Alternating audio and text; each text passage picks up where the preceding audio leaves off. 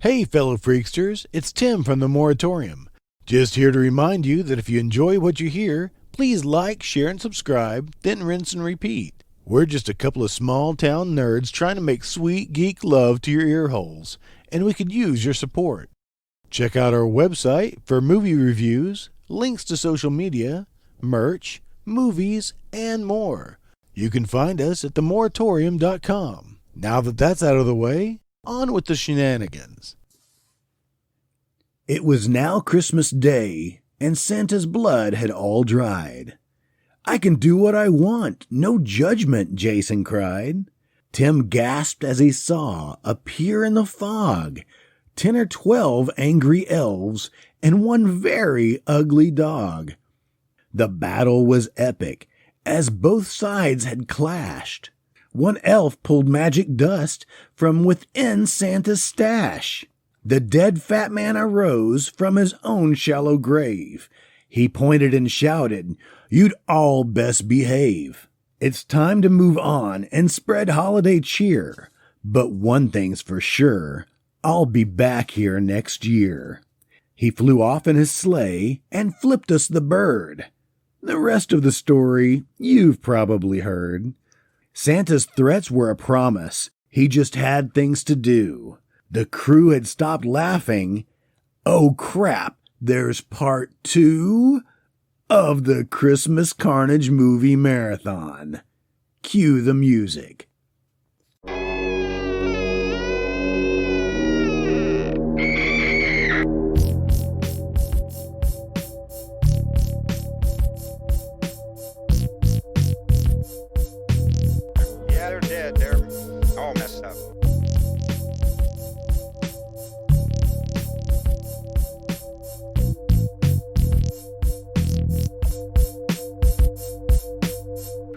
And now for our lesson.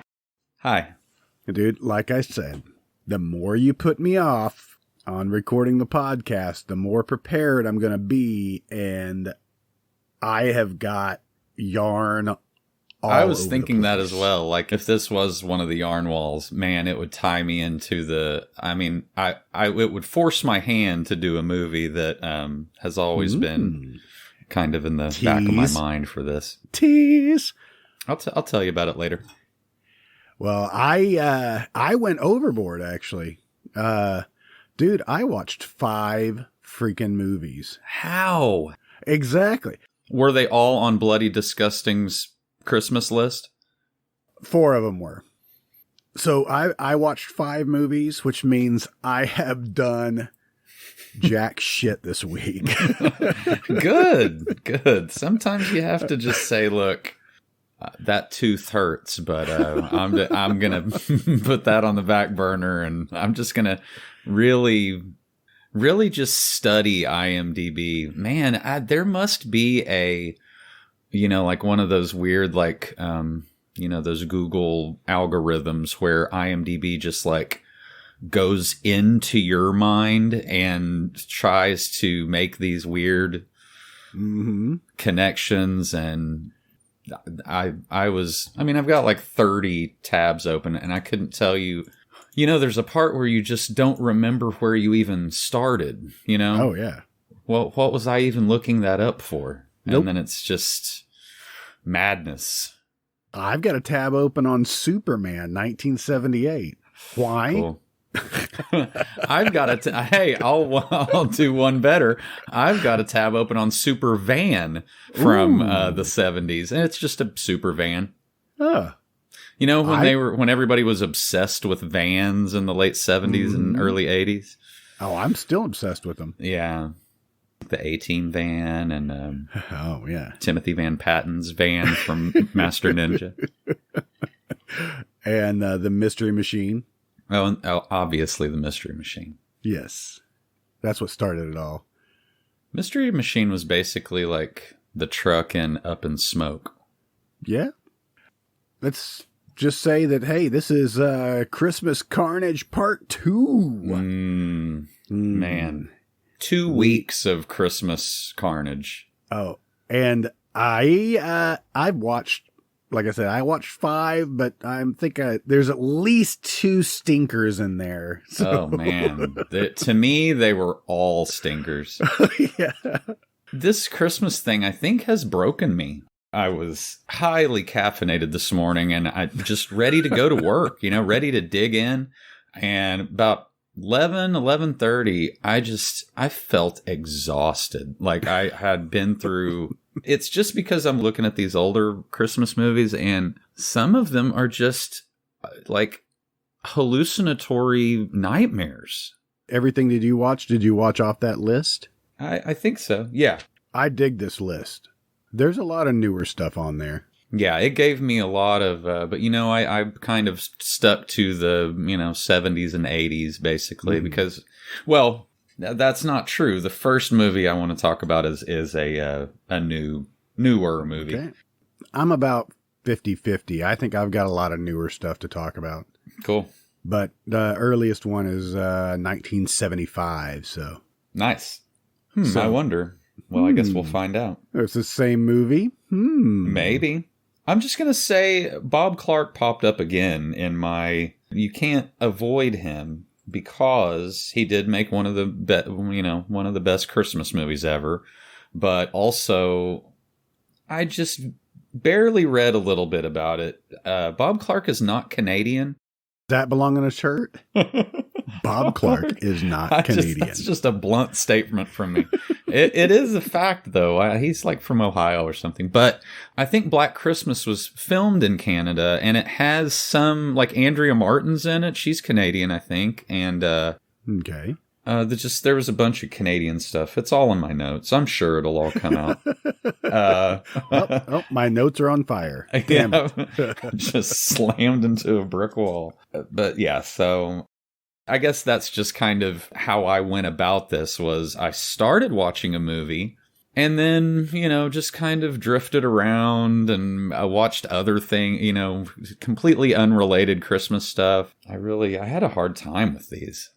Mine are kind of all over the place, but let's let our audience know that, hey, we are looking at the Bloody Disgusting's 2019 list of 120 Christmas-themed horror movies.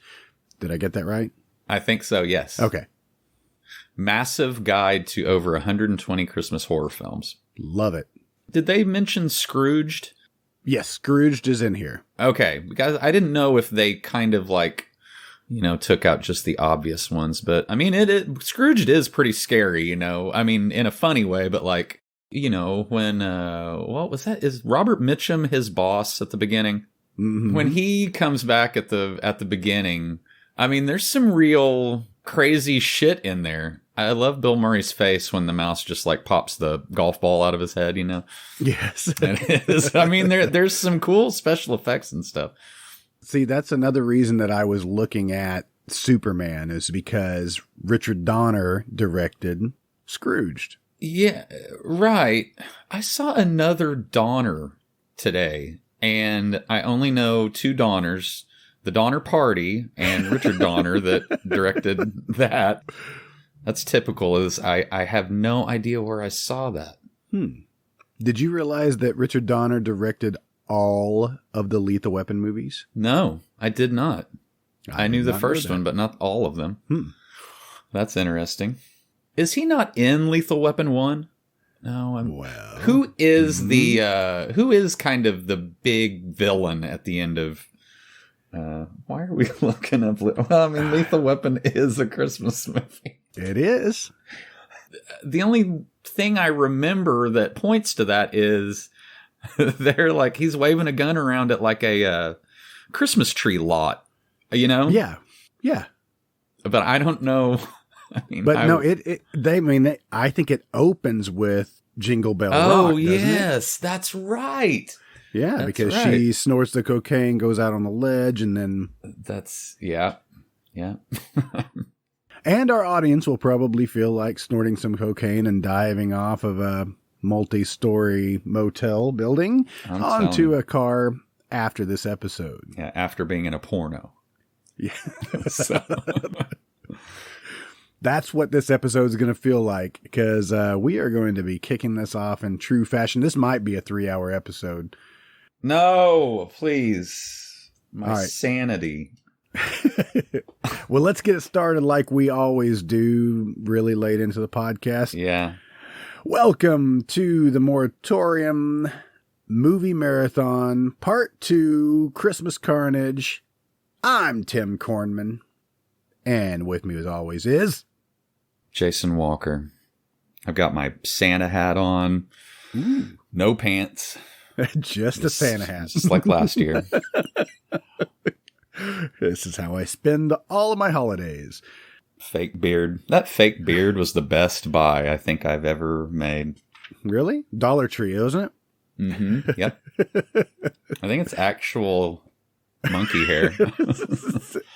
Pretty sure you just found somebody's toupee and glued it to your face. It's itchy. I will tell you that. Very itchy and stiff. Stiff and itchy. Let's jump right into this. I just wanted to reiterate that. I'll go ahead and kick this off. Okay. Hit us with it. I actually watched this movie last night. I think I may have watched 3 movies last night. I was drinking. You think you may have. Right. I had to rewatch parts of movies this morning because I was drinking last night, and I kind of pushed them all together into one thing. I mean, what would Christmas be without some light alcoholism? Right. Yeah. Light. Yeah. Well, I watched a movie that is on this list. I mean, was and is Lake Alice, 2018. Okay. And it's a home invasion type movie, and I really wanted it because I kind of like the picture. The box art has kind of like a ski mask, but it's more of cut eye holes, and there's like a black ski mask underneath it. You know, it just looked cool. Oh, yeah. That does look cool. This was, I believe, most of these people actually in this are from Australia. Okay. It had good acting. It had good... the film was well done. It was edited poorly. Okay. Halfway through the movie, it just kind of falls apart, and it looks like, you know, that they just couldn't get anybody to come back for reshoots. Right. So they just kind of pieced it together, and it just was very disjointed. Okay. Kind of annoying because it had potential. I mean, it's not a surprise. You know, it's the same plot. You've seen it before. You have an idea what's going to happen. Right. The girl did it. Right. Yeah. There's it. That's it. All right. Next movie. Okay. Done. I mean, that's just the most like kind of cliched thing I could think of. Oh, gotcha. But this is about a family going to their cabin, which is, you know, and I always love this when this whole family is going to their cabin. Their cabin is just all decked out and beautiful. Right, exactly.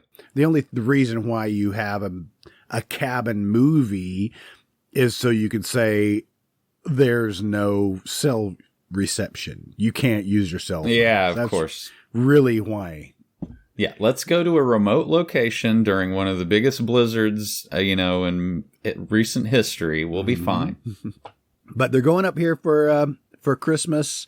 The daughter brings her boyfriend, whom he, spoilers, he proposes. Oh, man. That's what you're holding out for. There's a whole lot of weirdness in this town. Like, immediately they get pulled over by the cops. They get pulled over by the cops no less than 4 times in this movie. Okay. And it's like the cops are fucking with this family. There's several scenes with the main actor, the dad, Peter O'Brien, who... Cool. Good name. He's a good-looking guy. He's in his... he's 60 years old. He's just well distinguished. He's been in 93 things. I have not seen any of these. I've seen X-Men Origins. Do I know who he was in that? No. Nah, he kind of looks like a Hugh. What's his name? God, Hugh Jackman. Wow. Yeah, well, it's that Australian thing, right? Yeah, I guess. Hugh Jackman's Australian, isn't he? Yeah. Okay. They're weathered because they went on Walkabout or something. The same Walkabout face. I don't know. I don't know anything about Australia. Except for Crocodile Dundee lives there. Right. No, well, wait. I guess he lives in New York now? I don't know. What's Crocodile Dundee doing right now? I don't know. Where is Paul Hogan? Oh, man. Caller on the line. Oh, wow. It's Paul Hogan. Whoa, You don't even have a landline. Bizarre. I was going to try to pull off an Australian accent, and no. Just pulled back at the last minute. Yep. I think that's something you have to practice a lot. You can't just... Can you pull one out? I tell you what, when we go on our first break, I'll try to get one for you. All right. After you're done talking about the Australian. So anyway, the cops in this movie are harassing this family. It doesn't really state why the cops hate this family and the family hates the cop. Uh-huh. There's no real reason that, or maybe I slept through it. Maybe they explained it and you have, maybe. Maybe it could have happened in one line, but the cop in question is Michael Seamus Wiles. Okay. He was in Lost Highway. Ooh, let me get my eyes on him here. Mm-hmm. He was a cop in AI, artificial intelligence. Okay. He's got 133 credits. Wow. So he's been around. He was in for a Fight while. Club. Yeah. He was in Hellraiser Inferno. Man, I don't know if I've seen that one. No, I don't think I have either. There's one picture of him where he looks a lot like BTK with white hair. Mostly because of the big glasses he's wearing. He was in The Puppet Masters. Oh, Not man. the little dolls. We're talking about the sci-fi alien movie with Donald Sutherland. Okay. Oh, man. We need to do that one. That one was a steamy pile of crap. I enjoyed that. I didn't realize that. Really? I think I saw it at the theater.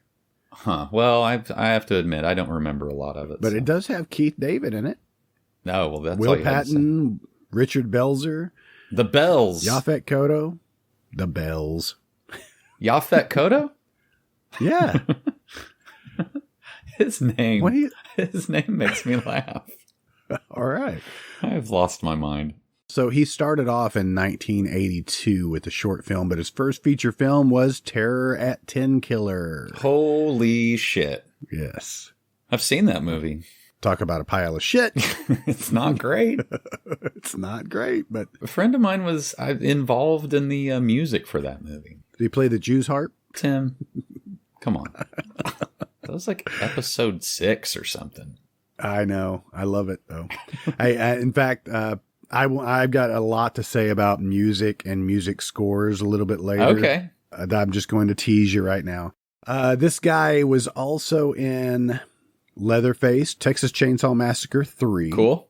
Was he a cop? Crash and Burn, Trancers 3. Yes, he was a checkpoint officer. He's played a cop a lot. Yeah, I'm just going to assume that he's either a cop or a military person. Mm-hmm. Crash and Burn, cop. Trancers 3, police officer number 1. Under Investigation, I don't know what that is, but he played forensics officer. Okay. He's played a bartender twice. He was a bartender in Fight Club, and he was a bartender in Iron Man. I bet that's pretty common. You're either a bartender or a cop. Maybe. Or maybe it's saying that all cops retire and become bartenders. Maybe. Wow. Actually, that'd be pretty... On to something there? I don't know. See? He was in one episode of Ellen, a TV series. Oh, he great. played a bartender. You want to keep going with this. Lost Highway, he was Guard Mike. I saw him in that. Yeah, he is just a prison guard. Fallen, 1998, Denzel Washington. Ooh. He played prison guard. I like that movie. I remember liking that movie. He has a very weathered face, which I that probably translates to a good bartender or a good cop. There's a scene where the killers tie him up to a tree and he is just just goading them on, just screaming at them and just like, you pussies, you just, you're not going to kill me, and very well done. I mean, he was believable. Right. It's just that he had a shitty movie to back it up. Yeah. It just made the most out of it. Everybody was actually pretty well acted in this movie. I think I read that it took 2 years to actually get out. It was filmed in like 2015 and came out in 2017. I could be totally wrong about this. Michael Seamus Wiles does have some good trivia. Oh, yeah. He auditioned for Mr. Blonde and Reservoir Dogs. Interesting. Because he knew Lawrence Tierney, I think. He said Lawrence Tierney was like a mentor to him in Hollywood. That's interesting. But so this movie is just a slow burn. It's like 45 minutes in it before anybody gets killed. Does most of the action occur in their little cabin? Yeah, or out in the woods. There's several times that somebody's trying to break in and they run out into the woods, the snow-covered woods. What? They get back into the house and then they run back. They never stay together. Yeah. It was kind of poorly written like that. It's just like, all right, run, and then just running aimlessly around in circles is what's happening. Yeah, I don't get that. That would not be my first instinct. Even if there was a killer, that's my cabin, damn it. And I will be damned if I will run out into the woods. One of the actresses in this movie is Eileen Dietz. Yeah, that name sounded familiar. I was looking her up because when I saw her in the film, and I think this is probably why I went to look at Superman, I thought for a second she was Margot Kidder. I thought the same thing. I just saw a little, just a tiny little profile of her, and I thought the same thing. She's got a ton of things in pre- and post-production right now. Interesting. One, which is coming out post-production, it's called Christmas Party Massacre. I want to see it. Okay. But she's in a movie right here. I had to click on it. Clown Motel 2. All right. Can't believe I missed the first one. I know. It should have been on your list. And I think she plays Clown Queen. Are we still talking about Margot Kidder? No, we're talking about Eileen Dietz. Okay. Low rent Margot Kidder. Okay. I got lost for a second. But I clicked on Clown Motel 2, and I'm like, man, I've got to see this. Finally, they made a sequel. It has Tony Moran in it. Yeah, I recognize the name. You may not. Tony Moran played Michael Myers in the original Halloween. Oh, okay. So, very interesting. Tony Moran doesn't have a whole lot of credits behind this shit, but he was in Clown Motel Part 1 in 2019, as well as Clown Motel 2. That is cracking me up. Clown Motel 2 also stars Ari Lehman. Okay. I know his name. You may not. He played Jason in the original Friday the 13th. Ah. Little mongoloid boy Jason. Oh, the little Jason, young Jason. He doesn't know how to swim. Oh, no. Well, it's not helping that his head is like 30 pounds. You know what I mean? Yeah. He just had a lot of makeup on in that final scene, is what I'm saying. I'm not trying to say that he... I suffer from... Your hydrocephalic. No, there's a lot of water in my head today. I'm all sloshy. It's like Tom Hanks. He's like, I'm just going to watch the guy with the big head get drunk and fall down the stairs again.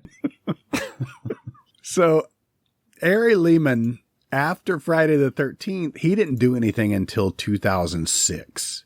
Okay. And he was in a movie called Thanksgiving. It was 2006. A group of film students traveled deep into the woods to make a movie, thinking that they found the perfect location in the form of an abandoned campground. They think that. Hell, I'd watch that. Yeah, sure. He was also in Hellophone. I just wanted to say that. It sounds funny. I like that. He's got a movie in 2017 called Leaf Blower Massacre 2. Yet another sequel that I'm sad I didn't catch the first one. Greenlight all of these. I would love to see this. I would too, actually, now that I'm thinking about it. I would watch some teens get lined up for a So obviously you can put the blower in their mouth. I can't wait Let's to see how that. many orifices are there in a human body.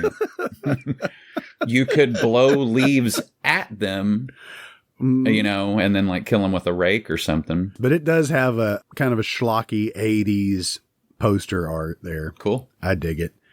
Ari Lehman also has Easter Holocaust coming out this year. Another one I can't wait to see. No, that sounds great. I don't think Easter has been used as a plot device. It has been well overlooked. Yeah. Eggs. It's time. I mean, you could get like egged to death maybe, or I don't know. So lots of fun. I can't wait to check those out. But that's not what I was talking about today. That's just the hole that I went down. Okay. So look again at Eileen Dietz. She was kind of like the restaurant cashier in the movie, and she comes back and plays a smaller role. But all right, she has a extensive little career here. Mm-hmm. She really does. 109 credits. But what I don't want you to scroll down to the end because I want this to be a surprise that in 1973, she was uncredited for The Exorcist. She plays Pazuzu's face. Okay, yes. When it has the white makeup on and just kind of comes out of the shadows. Yes. I knew that name. Very interesting. Does that mean, is she Linda Blair's stunt double? Some of those shots in the movie are actually her rather than Linda Blair. I could be completely wrong. That would be interesting. Uncredited. You gotta fix that. That is very creepy. They also use, I don't know if it's just shots from The Exorcist, but they also use that face in the second one too. It's very spooky. If you scroll up a little bit further, 1979, Eileen Dietz was in Parts, the Clonus horror. Okay. I am very familiar with that movie. Yes, you are. She played a zombie in Constantine, uncredited. Okay. You know what? I've never seen that movie. Really? Yeah. I don't know why. I enjoyed it. I loved the comic book and, didn't want to see it get all fucked up, but... No, I thought they did a good job. It's got an incredible cast. Right. And Peter Stormare plays Satan, and it's just, he's awesome. Yeah. We are going to... Oh, yeah. I love that guy. We're also... Keanu Reeves is going to come up again a little later, so be ready for that. Eileen Dietz was also in Creepshow 3. Oh, wow. Everybody says it sucked and don't watch it. It doesn't really stay with the... Yeah, the original kind of... Yeah. She has a bunch of good movie credits. One just called Assholes? Yep. Just a movie called Assholes. That is available on Amazon Prime, and I queued it up just a little bit ago and flipped through it. It's atrocious. Yeah, it doesn't look great. So it's about two starstruck lovers, I guess, that are addicted to poppers. Okay. That I guess in doing so, they both get, I don't know, extreme case of herpes. No. There's some scenes you really don't want to see. But Eileen Dietz plays Mephistopheles. Yeah. And she is birthed out of the ass of the girl. Okay, well, now I'm watching it. I didn't know if I was all in before, but now I am. And yeah, she's covered in all sorts of makeup, and she kind of looks like she's donning the old suit of the dead chick in The Shining. Okay, yeah. I mean, it looks like it's maybe the same bodysuit. I mean, right. It's just, yeah. They got it on a deal on eBay or something. Yeah. And it's really gross. Rotting Hag, is that kind of... So, there was one other movie I wanted to bring up that she's in called The Ascent. Uh-huh. You really put some emphasis on the ass part. She's only in, like, ass-centric movies. That's weird. I pulled this one up because I'd come across it before. I think it was on like Netflix or something, and I flipped past it because it's got that weird poster art. Yeah. It's about some kid that's possessed, but what is that called? Trypophobia? Trypophobia? Trypophobia? What is it called? I don't know. Are you afraid of tryptophan? You're afraid of turkeys, right? You have a fear of turkeys? Trypophobia. Trypophobia? It's the fear or disgust of closely packed holes. There. Okay, wait a minute. Thank you, Healthline. That's not a thing, is it? There, if you Google it, it comes up with, is it a real thing? You know what? I have heard of that before.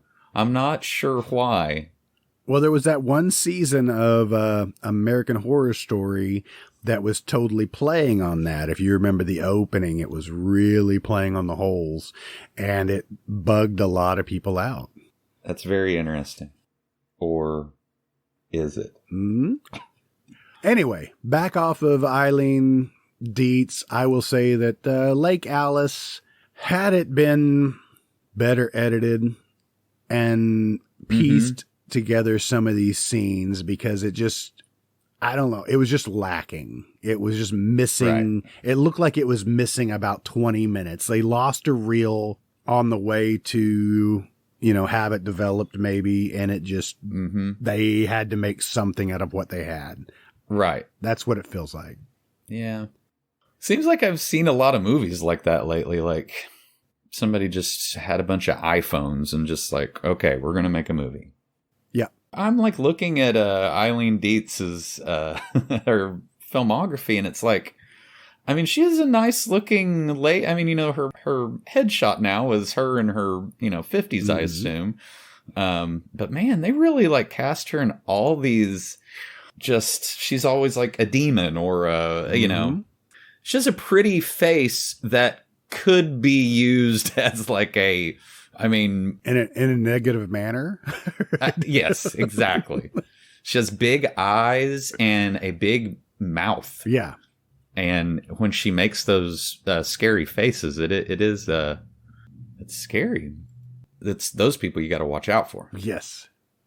Here's a picture of her. She was in Helter Skelter, I guess. Really? Yeah. In her picture 12 of 22, you can see her with a shaved head.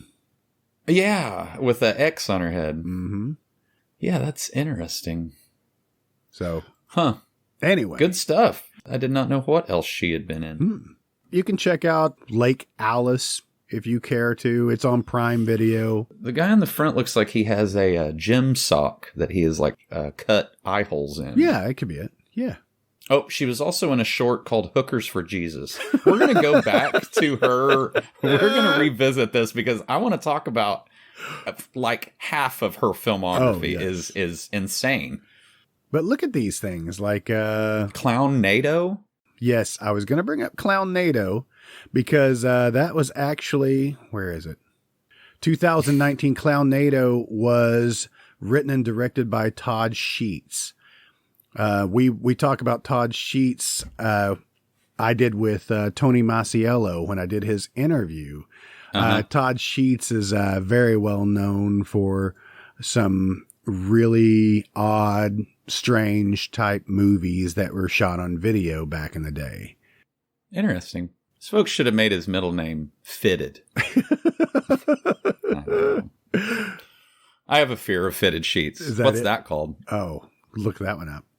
There's a like in production movie called Dark Offerings. And this is perfect. She is Emily's mother / demons. So she can play a mother and then slap some makeup on her and boom, she's a demon. Very versatile in the demon world.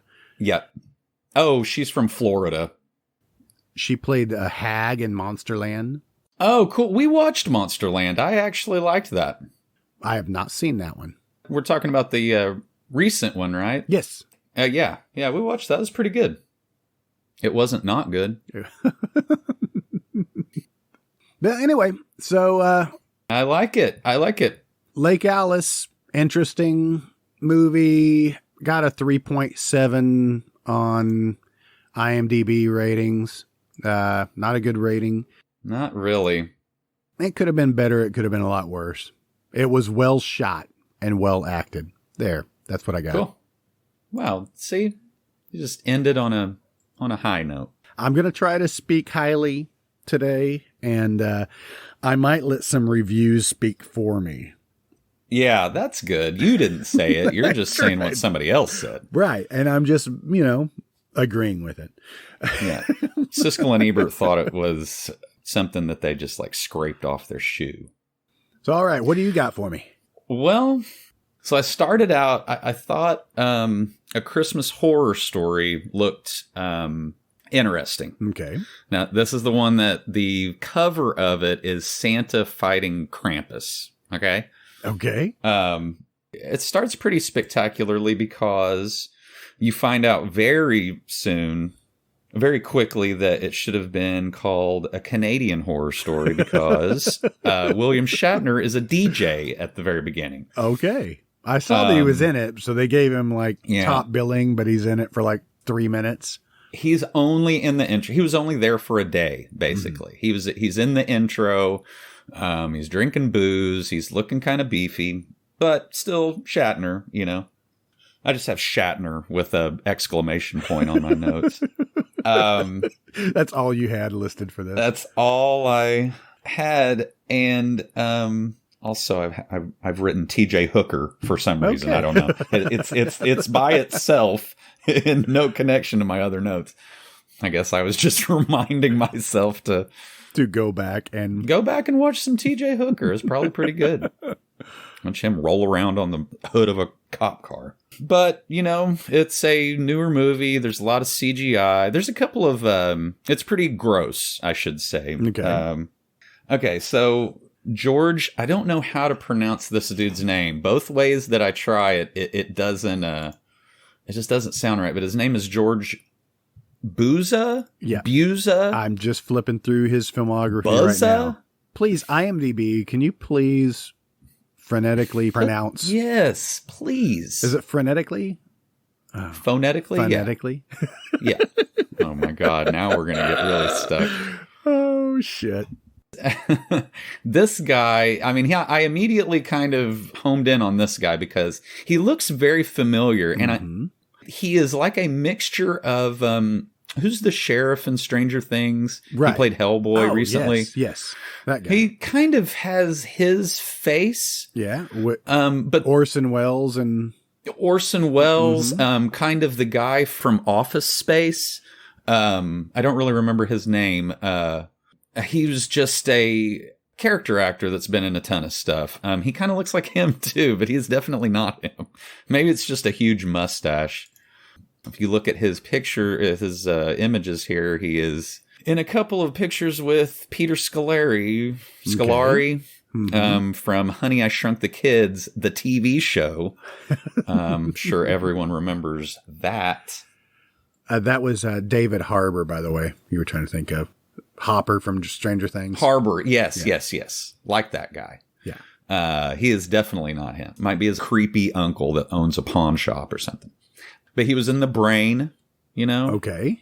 Might be a movie that we would have to do later on. He's kind of like a biker Santa. Okay. If he had just green tattoos all over him, I would not be surprised. He's got a lot of voiceover work.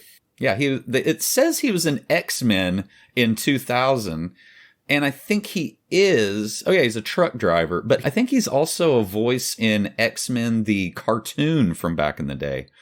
But anyway, so I focused on him and then just went on completely forgot what movie I was doing and just kind of looked at all his stuff. He's got some pretty great trivia. He became a Canadian citizen. I think that's where I derailed and just went back to Bob Clark because I was I started looking at his IMDb, of course, and I know we've talked about it, but the movies that man has done, he is the most interesting director because of the things he chose to do. I mean, like, he did Porky's, right? Mm-hmm. Which they are calling a period piece. Okay? That's the universe that we're in. It's a period piece. That's just like saying that your oldies radio station is okay to play Damn Yankees now. Yes, exactly. This is not happening. But yeah, like, Porky's didn't win an Oscar for costumes or anything. You know what I mean? No, we didn't. But he directed Turk 182, which I loved when I was a kid. Mm-hmm. Don't ask me why. HBO, but I've seen it a million times. He directed Rhinestone, Right. Stallone and Dolly Parton. I mean, it's just... It's like a home for wayward spiders. Oh, no. No. You want me to pull That movie's bad. It is not good. It's really bad. He has Canadian people in his movies, and I think a few of these were filmed in Canada, but he himself is not Canadian. Correct me if I'm wrong, if anybody cares. Email us. Any old who. Back to A Christmas Horror Story. Oh, yes. That's why we were on this guy. I know, I was kidding. I didn't watch, like, enough of it. Let's go back to George Booza. Can we agree what we're going to call him? Booza sounds good. Yeah. Okay. He was in a movie called Highballin' in the 70s. I lived that film. Yeah. I'm a highballer. Riding high. He's Riding kind of high today. Is warehouseman one word? Maybe in Canada. Maybe that's a Canadian thing. I think if we ever come up against something like, why are they calling it that? That's one of the tip-offs that it's a Canadian movie. Oh, okay. Like, why are they saying creme instead of cream? Yes. Damn Canadians. So highballing reads, 2 truck drivers fight off thugs who have been hired to drive them out of business. Starring Peter Fonda, Jerry Reed, Helen Shaver. Of course, Jerry Reed's in it. Well, basically, it's like Convoy 2. Yeah. And you get Peter Fonda instead of Chris Christopherson. But, like, there was for sure a dirty, like, 70s threesome with Jerry Reed, Peter Fonda, and Helen Shaver. You gotta know that there was. They had a little grass, you know, smoked a couple of doobies. Anyway. Broken 19. No, that's not funny. Instead of Breaker 19. That was... I don't know. What was your CB handle, by the way? Ooh, the Delta Lady? I don't remember. I had it written down. Where is it?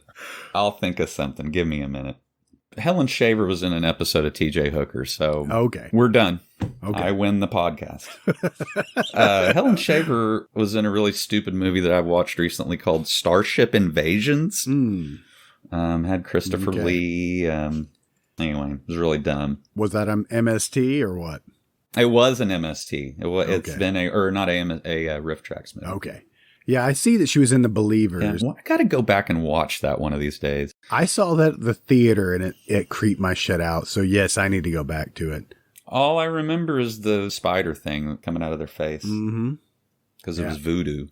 Remember? Voodoo. It was voodoo. What about the movie? How was the movie? Pretty dark and depressing. There are like zombie elves, kind of, or like little vampire demon elves. Mm-hmm. Were they cool? The elves turn bad for some reason. Did it have like little stop motion effects, little dolls running around? And not a lot of that. It had a lot of CGI, like when there were action scenes, you know, Santa would like cut an elf's hand off or something, and then that was all CGI, which I don't like, you know. I cannot tell if the movie 300 ruined all fight scenes for like in perpetuity, okay, or if it made them better. You know what I mean? That like when it slows down mid like fight move and then it speeds back up and then it slows back down, you know, I don't like it. You know what I mean? But it's just kind of the standard now, you know? Yeah. Just some movies do it better than others, I guess. If like, you can't pull it off, then don't even try. Yeah, exactly. Like you've got to slow the right part down, you know? I think that's the problem with a lot of them is like when something cool is happening, you know, they tend to slow it down like when somebody's just kind of like laying on the floor or something. Right. I don't know. Gotcha. Come on, guys, get it together. But there was a lot of that. A lot of Santa like fighting with his, I don't know, he's got kind of a staff, cane, sword kind of thing. Okay. Interesting. The Krampus, I think he's on the cover of it. Yes. He kind of looks like the thing in The Unnameable. Remember that movie? Yes. H.P. Lovecraft. Vaguely based on a H.P. Lovecraft story. Man, we got to do that one too. I watched that a lot when I was a kid. I thought the idea was really crazy.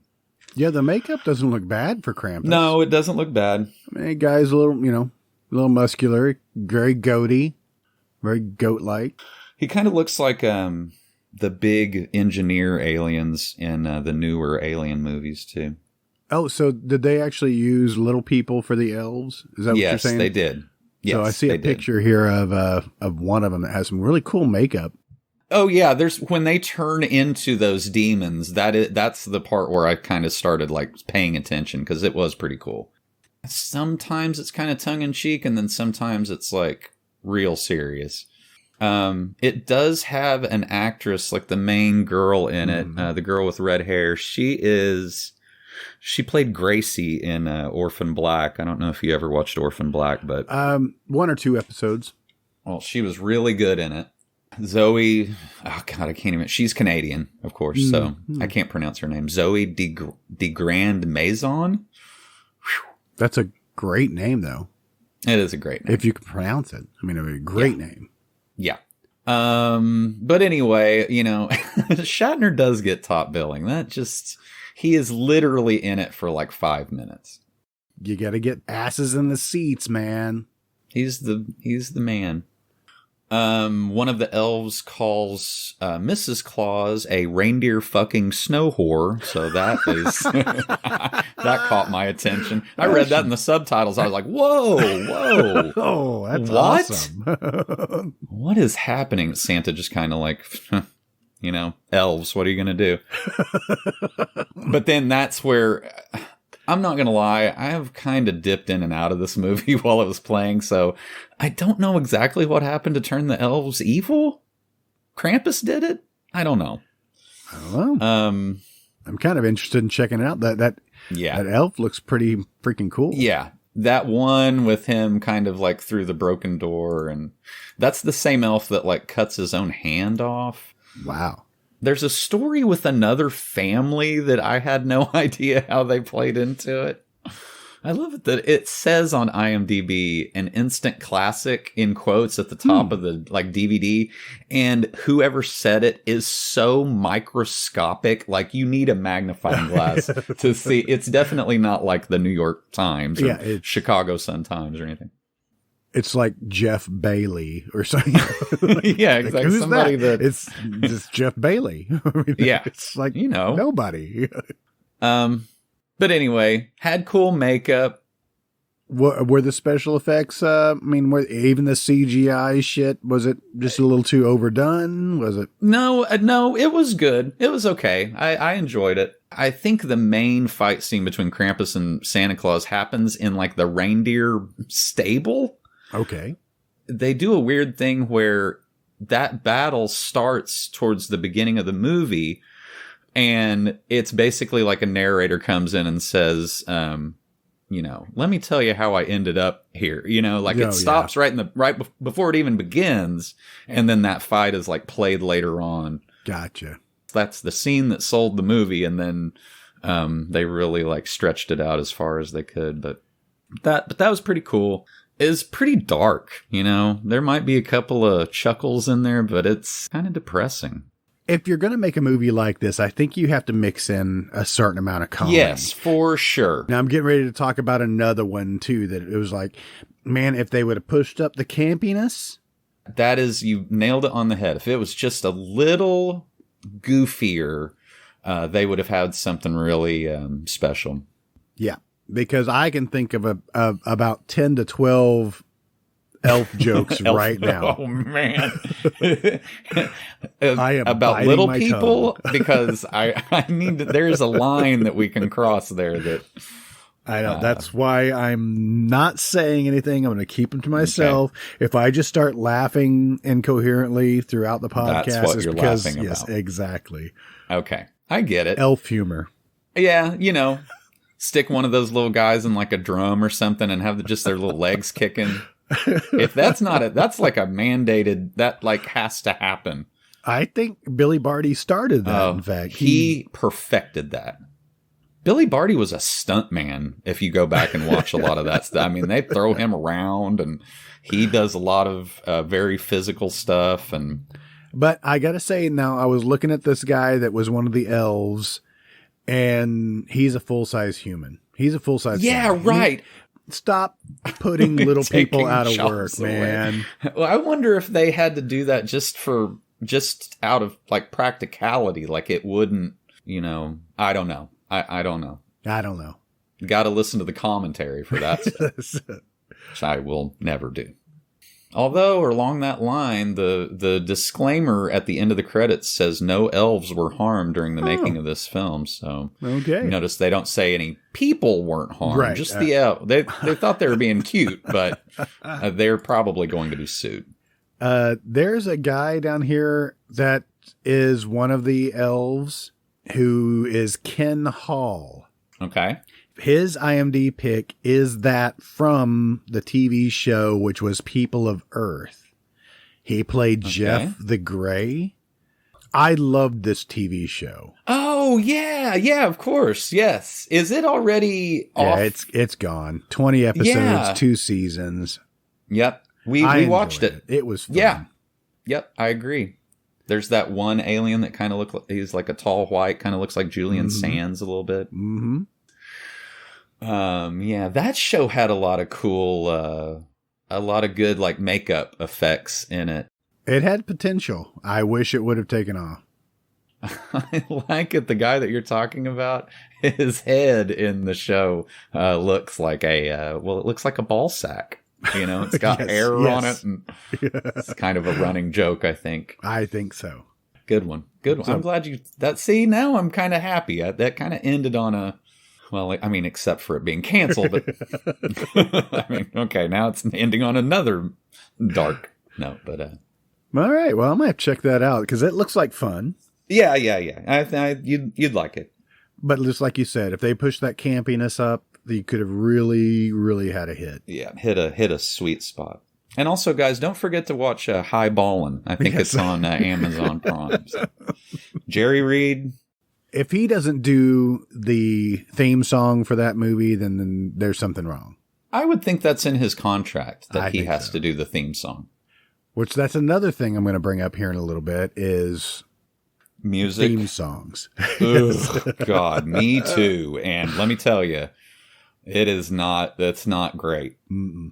It's not great. Well, I think we're talking about the same movie. I really do. I don't know. Let's see who gets to it first. Boy, I hope so, because I could use some, like I said, kind of a, not depression exactly, but something set in the middle of this last one. I was just like, oh, brother, I can't wait for Christmas to be over.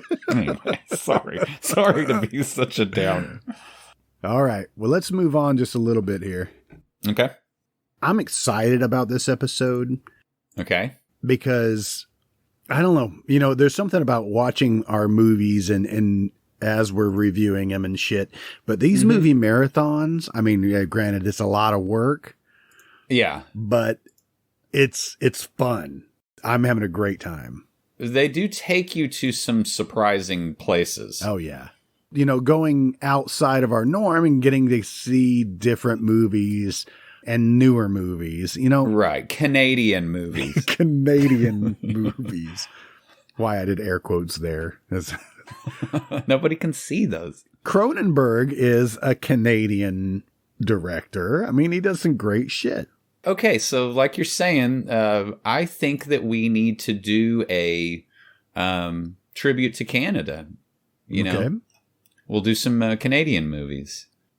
I think we probably do that anyway and don't realize it. So, it just makes more sense. It's cheap to film there, and there's just some very creative people who've come out of Canada, probably because it's so boring. And it almost seems like Canadian people are mandated to be in Canadian movies. That's why Shatner pops up so much in all these things, you know. Gotcha. Also, if it's a Canadian movie, you're going to get a John Candy or a Joe Flaherty. Is that how you say his name? It's got an H in it. But yeah, so we definitely need to do that next year. Well, let me go on to my next movie here. All right, what do you got? My stomach is kind of clenched up. Really? I don't know what madness you're going to. This one is one that I got to see part of it, and I had to turn it off because I think I was going to bed, and I knew I couldn't stop watching this. And it stands out, I think, on this list, and I was surprised that you didn't try to jump on it already. But it is 2003 Dead End. Ooh, okay. This stars Ray Wise, Lynn Shay. Okay. There's nobody else in there really, but really Ray Wise and Lynn Shay playing husband and wife and bickering the entire time. Mm-hmm. And you should have just said Laura Palmer's dad, because that's who it is. Yes. Ray Wise. Sorry. Sorry. You can watch this I watched it for free. You can watch it for free on IMDb TV.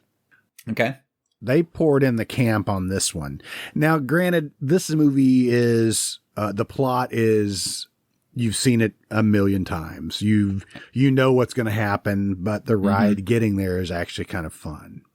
Okay. And it reads, Christmas Eve, on the way to his in-laws with his family, Frank Harrington decides to try a shortcut for the first time in 20 years. It turns out to be the biggest mistake of his life. Okay, I already have a couple of problems with that paragraph, because it doesn't say on his way to his in-laws with his family. That's just a weird way to say that. Yeah. And then it says decides to try a shortcut for the first time in 20 years. Yeah, it's weird. Just a weird way to say that. And they bicker about this in the movie. Like I said, Lynn Shay, she turns it up to about 12, 13 in this movie. You'll really enjoy her. Yeah, she's great in everything. She goes off the deep end halfway through and just gets hysterical. And at one point, I think she's eating a pie with her bare hands. Ooh. Yeah, in the back seat of the car, just, oh, this is a good pie. Oh, that's really strange. Yeah, she's great. She really is. Okay, and she is Ray Wise, his wife? Correct. Okay, gotcha. And most of this takes place in a car, and basically everybody fell asleep, and Ray Wise is trying to keep himself awake. And the reason why he says that he took this shortcut is because he was trying to keep himself awake and entertained. Now, why they're driving all night Christmas like Eve to get to this place. In the morning. Yeah. Because, I mean, this entire movie is in the dark. Right. It was fun. So we have Mick Caine plays like the younger brother. I don't recognize him. No, he was in Drag Me to Hell. Okay. But he also, I think he was a stand-in on Drag Me to Hell for Justin Long. And if you look at him, you're like, oh yeah, he kind of looks very Justin Longish. Yeah. Yep. Justin Longish. I guess you can say that. That sounds vaguely dirty, but yeah, he was in Andy Richter Controls the Universe. That was a good show that was canceled immediately when it came out. Another Fox show canceled that was actually pretty good before it even started. Yep. I liked him. I mean, he doesn't have a whole lot of credit, but he plays a good, asshole little brother. Okay. And he's constantly, smoking pot and making jokes, and he's that guy. Yeah, he's that guy. The daughter, which is Alexandra Holden, she was born in 77. She I think she has the ability to look young. I mean, She's my age. Yeah, she's your age, but she looks like she's in her 20s. Gotcha. I do recognize her from things. I think she's done a lot of TV stuff. Yeah, she was actually in Friends. Right. Yeah, I don't give a shit about that. I'm sorry. No. Ed TV, Drop Dead Gorgeous, the hot chick. I think if I recognize her from something, it is Drop Dead Gorgeous. I vaguely remember that show. She's a good actress. I like her. Mm-hmm. And some of these movies had great acting that I watched, and some of them really stunk up the place. It needed somebody with a baseball bat. Yeah. We'll get to that. But no, she did a really good job, and she brings along her boyfriend, who's William Rosenfeld. He doesn't have a whole lot of credits. He doesn't have a picture even. That sounds like a fake name. Yeah, but he produced Zombievers. Oh, okay, yeah. So that movie was better than it should have been, I think. I actually enjoyed it. I've never seen it. I don't know why. Well, but I'm not even going to go diving down Ray Wise and Lin Shaye's filmography. Ray we can Wise. spend some time on Ray. We really for could. sure. I will say he is one of the goons in RoboCop, which I always think is so weird because I don't even think he has any he has like 2 lines in that. He was in Swamp Thing. Yeah, right, yes. He was in Cat People. Okay, the one with Nastasia Kinski or... Yes, exactly. And Malcolm McDowell. Man, I need to watch that movie again. You know, the only thing that I remember about that movie is the scene from Terror in the Isles. And it's just the scene of the cattail kind of swishing like under the bed. Gotcha, yeah. That was creepy. That's it. I enjoyed Cat People. I really did. Oh, yeah. I've seen it just recently. I've seen it enough to know there's one part that a guy is at the zoo and he gets his arm ripped off. It's pretty freaking bloody. Right. And I know we brought it up before because Cat People was written in part by Alan Ormsby. Okay, Alan Ormsby, he wrote My Bodyguard. Which we have talked about. He wrote Porky's 2. Oh, my God. He wrote Popcorn. Oh, okay. Okay. See, we've talked about this guy. I eventually got to Popcorn today from something. Interesting. I don't remember exactly what it was. It was an actress that is in it. I'll get to it eventually. Okay. Who directed Cat People? Paul Schrader. Paul Schrader, he also did what? He wrote Raging Bull, Taxi Driver. Oh. Didn't he direct one of the the Exorcist films? It was like Exorcist the Beginning or something like that. Right. The 4th one or something. I could not tell you. What's weird is that an actor that I'm going to mention later was in Exorcist, the prequel movie. There it is. Oddly enough. Dominion. Yes, he did. Dominion, the prequel to The Exorcist. Wow. Paul Schrader directed it. I'm surprised. I mean, not surprised, but that's a weird connection. That I actually pulled that one out? Yeah. No, I wouldn't. No. You believe in my abilities to retain stupid shit. I do. Totally. I hope Ed Begley Jr. dies in that movie. I mean, I know it was a long time ago, but I don't know. Cat People has a lot of it for sure had a Tangerine Dream soundtrack, and it kind of looks like a Michael Mann movie. A couple of these shots. There's a couple of real dreamy sequences that were shot in red with the cats in the tree, and that looks very Michael Mannish. Yes, Michael Mannish. Sure. What was that other term you came up with? Wizoian? Yeah, Wizoian. That's very good. Explain to our audience what Wizoian means. It looks like a crappy movie that Tommy Wiseau would have directed. There you go. John Larroquette is in Cat People too. Very interesting. He played Dan, the lawyer. I did look up. So Ray Wise has a movie coming out, or it may be out already, called Beast Mode. Okay. 2020. I watched the trailer for it. Okay. It has C. Thomas Howell. Oh, yeah. James Duvall. Okay. Robert Duvall's son? No, he played Frank and Donnie Darko. He's the one that made the Frank the Bunny, Uh-huh. the rabbit mask. Yeah. Mm-hmm. Yes. Can I make a confession to you right now? Sure.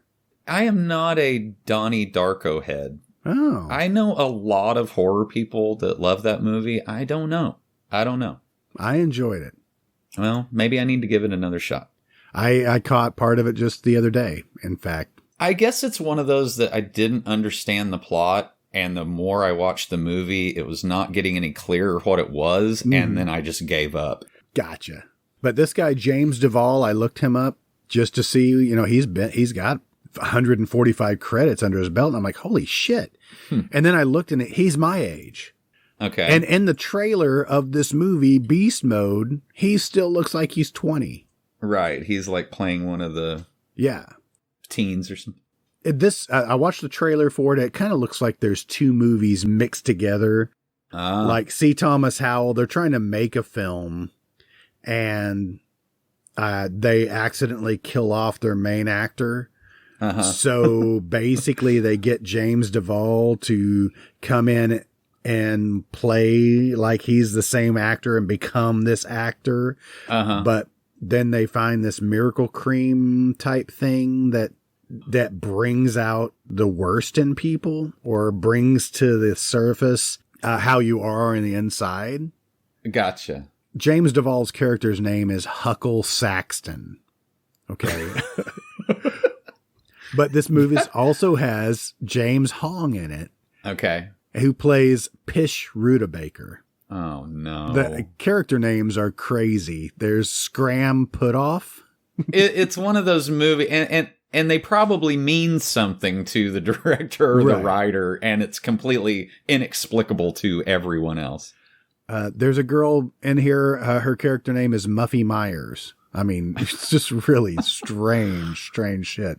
Okay. But it made me look at Robert Costanzo. Yeah, I like the way you say that. You should know this name. He was in Total Recall. He's the one that's talking to Schwarzenegger saying, recall, recall, recall. Oh, yeah. Okay. It's that guy. Gotcha. He's got 288 credits. And he has a weird name too. Yeah, he's like, now that the pawnbroker from The Crow. God, what's his name? Hey, the brother Seamus. We talk about him a lot. Yeah, now that he's passed on. Yeah, exactly. From Big Lebowski. It seems like this guy is just taken over his character. Yeah, probably so. I mean, it's very interesting how many people we come across, and I didn't know Robert Costanzo's name. You probably did, but I didn't. No, I did not. But now, wait a minute, because I've kind of gotten lost. What movie are we talking about? I know we're talking about Dead End, but where are we now? I was talking about Beast Mode, just because I watched the trailer for it, and it just looks fun. It's just gotcha. And Ray Wise is in it. He plays Trammell Steadfast. They all sound like old, 20s, newsy names. Yeah, maybe so. They're basically newsy names. But Robert Costanzo plays Chrome Mangle. Yeah. It's a weird name. That's not a name. Not a name. That's like a cleaning supply or something. Yeah, all right, I go with that. It's tough on dirt. I don't know. So let's go talk about Dead End a little bit. I just wanted to travel down Ray Wise's. I said, I'm not going down Lin Shaye because we... Not going down? We've gone down on Lin Shaye. Oh. Yep. We've seen her gone down on. And, and Kingpin. Yes. Yep. Was she in all of those, what are those guys' names? The brothers. Yeah. Yeah, probably. Yeah. She was in Something About Mary. We talked about that. Talked about the Farrelly brothers. Yes. Yeah, Farrelly brothers. Before we go any further, you were saying that there was an older character that seemed to be able to play younger characters. C. Thomas Howell is kind of the opposite. He looks like a young guy that they put old age makeup on. Like they just kind of powdered his hair and put a bunch of powder around his face. He has a very ashy face. I looked at him just recently. He was in a movie that I watched. I couldn't even tell you what it was. And I don't know. He's just not a good actor. I mean, you're right, but like he did have a certain type of charisma back in the 80s, you know. Mm-hmm. I mean, I think we've both seen Soul Man about 100 times, and he was good in that. Radon Chong was in that. Remember? I know. Remember Radon Chong? And you couldn't make that movie today, but I saw Soul Man so many, very inappropriate. So many times. Anyway. So Dead End, you got the family just driving in the dark, and it's one of those, it kind of gives you the feel of like they were trying to get to Gatlin, you know, and Children of the Corn, you know, you never get there, but you just can't seem to get off the road. Right. And I think they even pulled out some sort of town that they were supposed to be passing that they just never got to. Right. Yeah. When Lin Shaye flips out, that's probably the best part of the film, when she just goes bonkers. But there is a lot of, I guess, cheap but effective effects. Mm-hmm. Right? So I'm going to give you a little bit of spoilers here, right? Well, everybody's going to end up dying in a short time period. Okay. The boyfriend, when he dies, I think Ray Wise ends up running over him with the car. Okay. And, you know, it's just, they don't show anything. You don't see anything in the road. You just, boom, the car just, you know, hits something rough. And then they get out and they're staring at something in the road and just reacting to it. Right. You know, and then they reach down to get his phone, you know, like, okay, get his phone. And they're like, nobody wants to touch him. Ray Wise is poking him with a stick. It's hilarious. He just has a long stick poking at him. He's like, and the son comes over and says, what are you doing? And I'm like, I'm trying to get the phone. You're like, are you serious? So it does have a goofy, it is funny in some. Yes. Okay. I like that. So do I. So the son ends up getting the phone and getting creeped out about it, picks it up, and it has, the guy's ear attached by the earring to the antenna of the phone, you know, and that's just cheap effects. Yeah. Right. Yeah. I mean, there's one scene that Lin Shaye's reacting to. There's an arm, you know, sticking straight up, and that's all you see is this mangled arm, you know, and she's just kind of grabbing the arm and like, oh my God, you know, but it's just, you know, they didn't show the actual event taking place, right? Only the aftermath, and then they're showing you from different angles so you don't necessarily see it. So getting away from using big time special effects, right, you know, or a lot of makeup effects, it's just to keep the budget down. Yeah. And it worked because it was amount of campiness in the film that allows you to play off of that. You know, the reaction shots were better than what the makeup effects could have been. Right. So I got you. So anyway, I enjoyed it. I think it should be, you should add this to your list just because Ray Wise, I think and Lin Shaye, they're just, they do really, really well together. His name was Leland Palmer. Yes. I just want to throw that in. How long have you been waiting for that? For like 5 minutes. You're like, shut up, Tim. Take a breath. He's aged pretty well, you know? I believe so, yes. He looks like his face should be a Halloween mask that they sell every year. He just has a big, expressive, rubbery face. Yeah. He's 73 years old. Wow. 241 credits. Wow. He's been in a bunch of David Lynch movies, I think. I think he just followed them around. Yeah. Well, you know, David Lynch has those, like, that stable of actors that, you know, they probably have a certain look to the, I mean, Ray Wise does have those blue eyes that kind of bug out a little bit. And yeah, he's been in a ton of stuff. Cool. So anyway, check it out. Yeah. Check off another Twin Peaks reference. Got that in the bag. Yep. Let's see. We got an MST reference. Yep, we got riff tracks. Okay. Twin Peaks. What else we got coming up? I don't know. Can we loop this back to the Whoopie Boys somehow? I don't know. All right. I've still got 3 more, so you let me know if you need me to go on. You do another one, because my last one is kind of a twofer, so... Well, I'm going to put this one right here because it doesn't necessarily belong in the Christmas category. Okay. Tim, that's the entire premise for these 2 episodes. Okay, maybe I should not do this one then? No, go right ahead. We were contacted via email by the producers of this film, and because I am beholden to our listeners to then watch and do a semi-review over this movie. And that's why I'm sticking it here and not necessarily in the Goratorium, because it doesn't really fit in the Goratorium either. Right. But I watched, it was a brand new movie, and I paid $4 to watch it. May have gotten ripped off. You expect that $4 back one of these days. But I watched Goblin. Okay. Yes, I have seen the trailer for this movie. And so you've seen the movie. Yeah, I guess the highlights. And really, Goblin, I'm trying to be nice here, okay? Well, that's where that term Wizoian came, you know. Yes, exactly. Exactly. It doesn't have a whole lot of actors in it. And it seems like those who are acting in the movie are acting in different movies. Yes. And not in this movie. Yeah.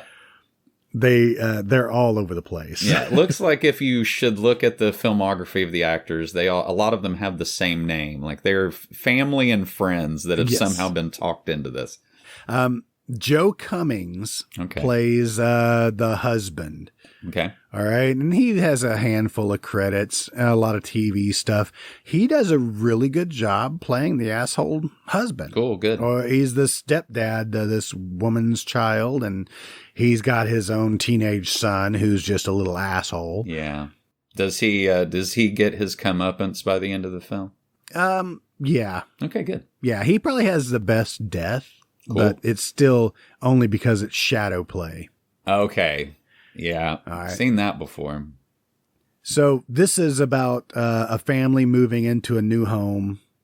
It kind of looks like a single mother just marries a guy, even though he's a douchebag. They buy a home and move in, and there happens to be this CGI goblin that lives in the backyard. Okay. Where'd it come from? It just shows up. Okay. There is a low, is there something cheaper than Dollar Tree? Thrift store maybe would be thrift store used up maybe. Yeah.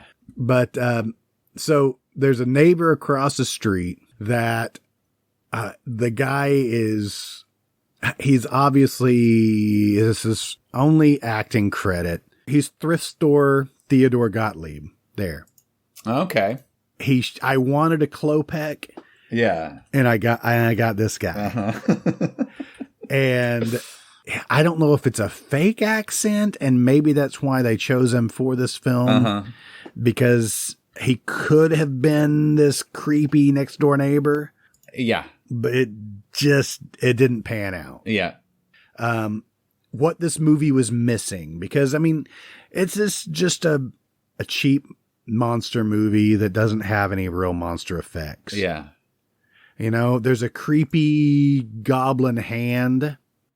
Yeah. You see in the trailer. Yes. That was, I don't know. It's very strange. A lot of stuff happens in broad daylight.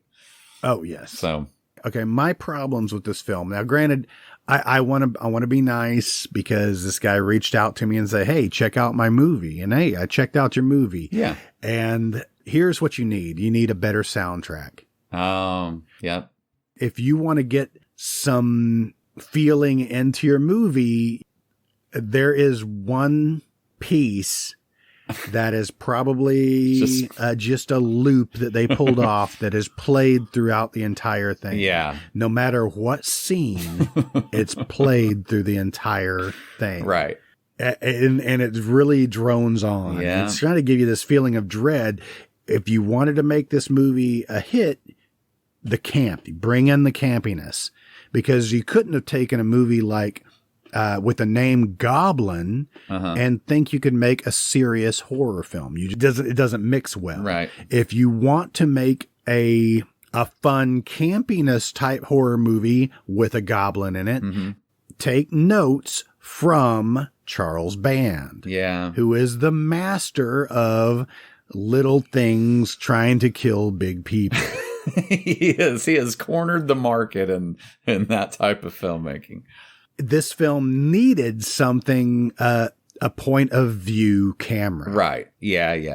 You want to have something scurrying around and looking at people in the scene. It would have really played into that. Otherwise, really, it's just a fact that this disjointed family who they're just a part of a story that just happens to have a goblin in a background. Right. Which I guess the goblin sees in a predator vision. Oh, no. Yes, it's heat vision. It's like, that's no bueno. I wanted to enjoy this. It's not there. You want to make something like this. There's my advice. Turn up the campiness. Yeah, I would have to agree. That makes everything better sometimes. I think the rating, since I've been talking on this, went up on IMDb. Let's start the conversation. Which, if you look at the user reviews, there are a lot of 1s and 2s. But you know what? It's like, I haven't made a movie, you know? Yeah. It's just the fact that they got it together in some type of, that's impressive. They tried, yeah. Yeah. This was filmed with a Sony DSLR camera. Right. Which you can tell because the audio quality is not great. Just Is there a lot of ADR just lines from the backs of people? In the same scene, the audio quality between the actors is noticeable. And that's probably why they have that same music looped in the background to try to take your mind away from about how bad the sound actually was. This is directed by Chris Lee, who, guess what, is first credit. Oh, well, okay. Okay, so these are first-time filmmakers. Yeah. And, that's fine. The writer, Rosa Parnake, or Parnakey? Sure. Parnakey. First credit. Yeah. The fact that they were actually able to get a few actors like Joe Cummings, who has, 26 credits. Right. That's not nothing. Right. I can watch a movie like that with that in mind. I can try to. If you could have played on that campiness a little bit more, okay, let me give you a little bit of this, right? So at the very beginning of the movie, there's a man and a wife walking their dog. The dog runs off and the goblin gets it. And she finds a tattered leash where the dog ran off. Okay. Put some blood on that. Yeah, right. Play it up. Get some matted hair put around the area or something. Yeah. You could have played it off so easily. Yeah. You'd be surprised how just splattering a bunch of blood around really props up the movie, They find later the dog tag, right? And there are some, I guess there's supposed to be wildlife, wildlife marshal. Wait, yeah, that's right? Sure. Wildlife marshal. He's coming around and they're investigating because they think it might be a cougar or something, a wildcat coming around terrorizing the neighborhood and eating small animals. And they come around several times. They could have played up on that campiness. They found the dog tag and we're like, well, where did you find this? And we're like, well, we found it in a big pile of scat, but it was dry, and I'm like, at the end, they said they found the husband's dog tags in a pile of scat, and a police officer who was there said, it's a big pile of shit, ma'am, and it had the potential. It had it. Yeah. It just didn't reel it in. Yeah. Because at the end, they show big piles of scat that have been left from this goblin. Well, good. And, it's huge. That's all I need. Yeah. But you could have played up on it, right. and made it fun. Right. Maybe redo the Jurassic Park thing, with that. She had to just dig through a bunch of shit. Yeah. That's fun. Show me. Yeah. That could have been funny. Yeah. It would have been a lot better if it had Jeff Goldblum with his shirt off, too. Yeah, that's it. that's all I've got for you for Goblin. Okay. You can check it out. It's $3.99 on Amazon. I tried to see if you could find it cheaper anywhere else, and that looks like it's about the only place it is. Look around, find a coupon, guys. Yeah. It's only an hour and 12 minutes long. Yeah. So it might be bad, but it's not an hour and a half. That's not a very good review, but anyway, all right. Goblin, check it out or don't. Thank you for taking one for the team for that one. And that was Sam Sapien that sent that to me. Okay. It's Sam Sapien Productions. That's the fish guy from Hellboy, right? I think so. Okay, good. So anyway, thank you for your submission. If you have more stuff you want me to watch, send it my way. I'll check it out. I've got nothing better to do but podcast and never see my wife and kids. Exactly. Just chain yourself to a TV in the garage.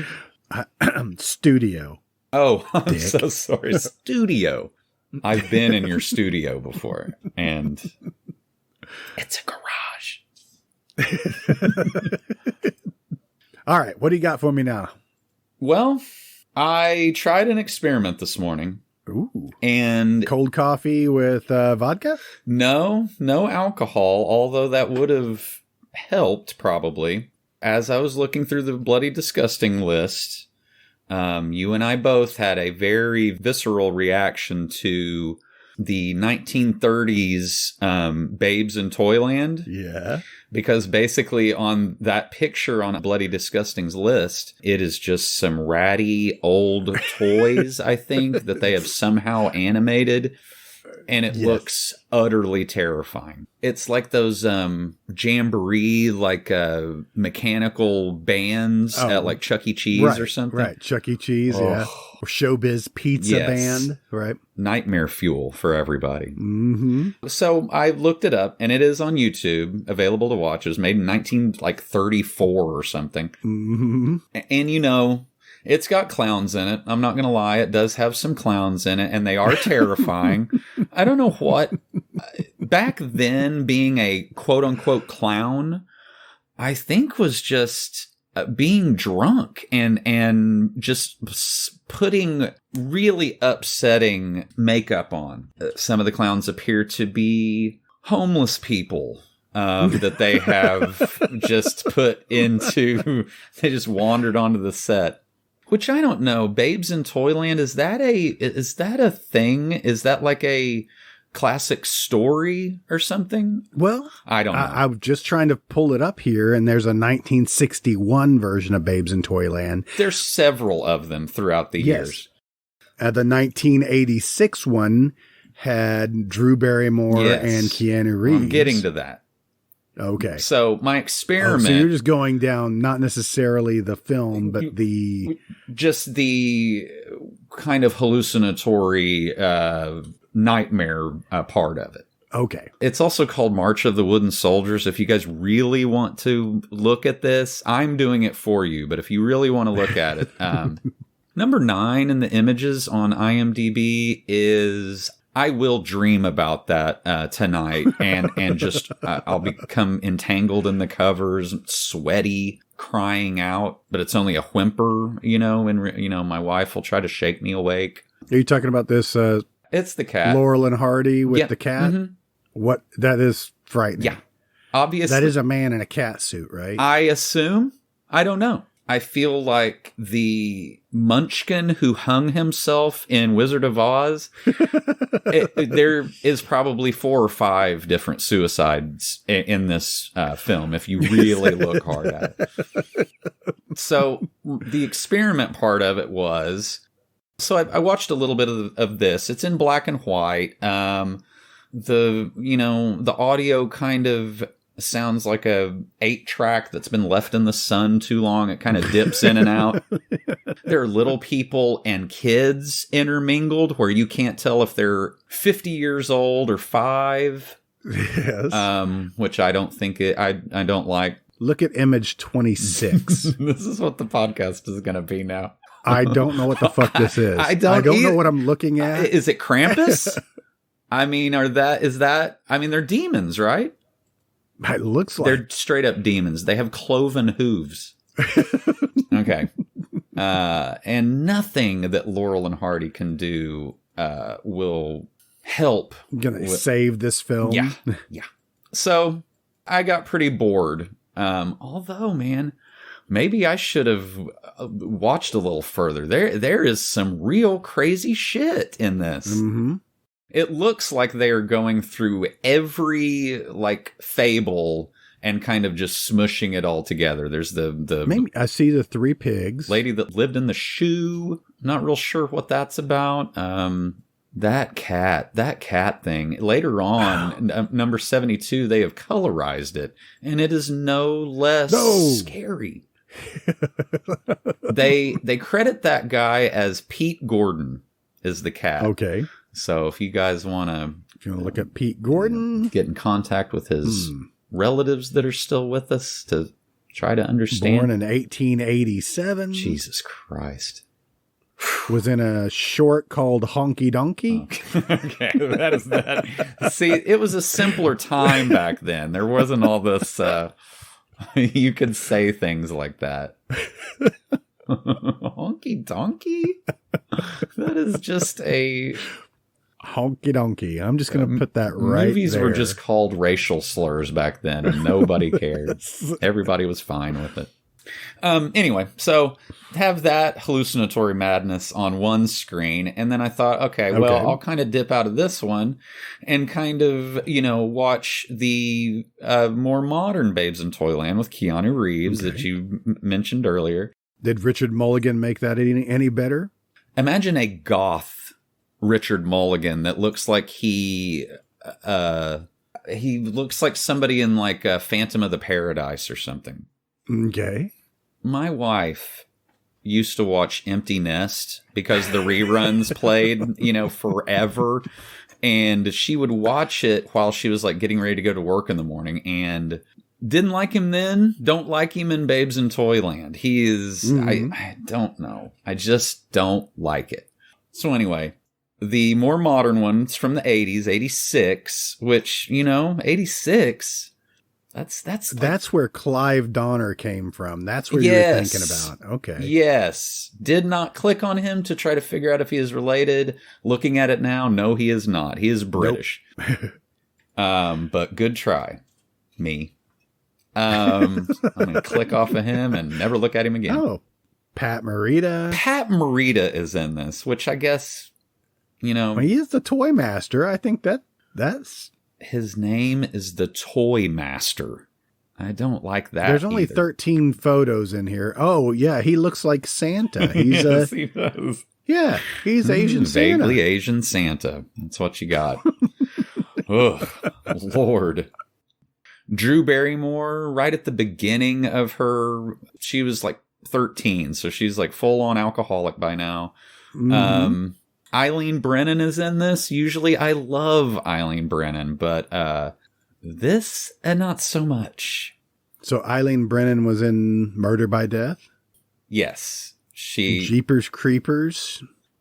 She is. She's the cat lady in Jeepers Creepers. Why did I not remember that? But she's also in Clue, which is strange because Murder by Death and Clue are basically like same genre at least. Really close. Yeah. So are you going to bring up this guy's name or what? Because Googie Gress? Yes, Googie Gress.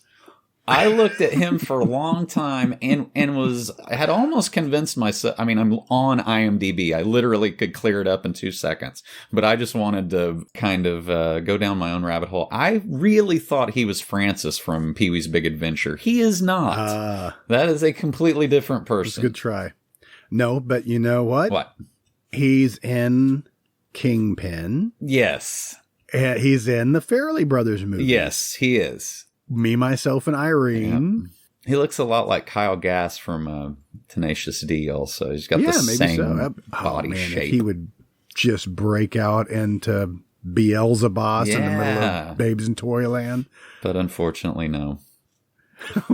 Sorry, I don't want to pull the rug out from under you, but no. But seeing him going through his IMDb, slapping my forehead and being like, well, of course, if we were doing the yarn wall for this, you know which movie I would go straight to. I don't know. Let me get there. You can, oh wait, you can. Wayne's World 2? No, that's a good one. A little earlier than American that. Anthem. Bloodhounds of Broadway? Don't know what that is, but you're very close. Has Randy Quaid in it. Okay, well then we're definitely not watching it. And Madonna. Jennifer Grey. Rutger Hauer. Matt Dillon. What? Stephen McHattie. Now you're just making it up. Alan Ruck. I think I'm making this up. Julie Haggerty. Wow. Julie Haggerty. I'm back. Oh no, she's back. I was living in your shed. I'm afraid to leave your yard.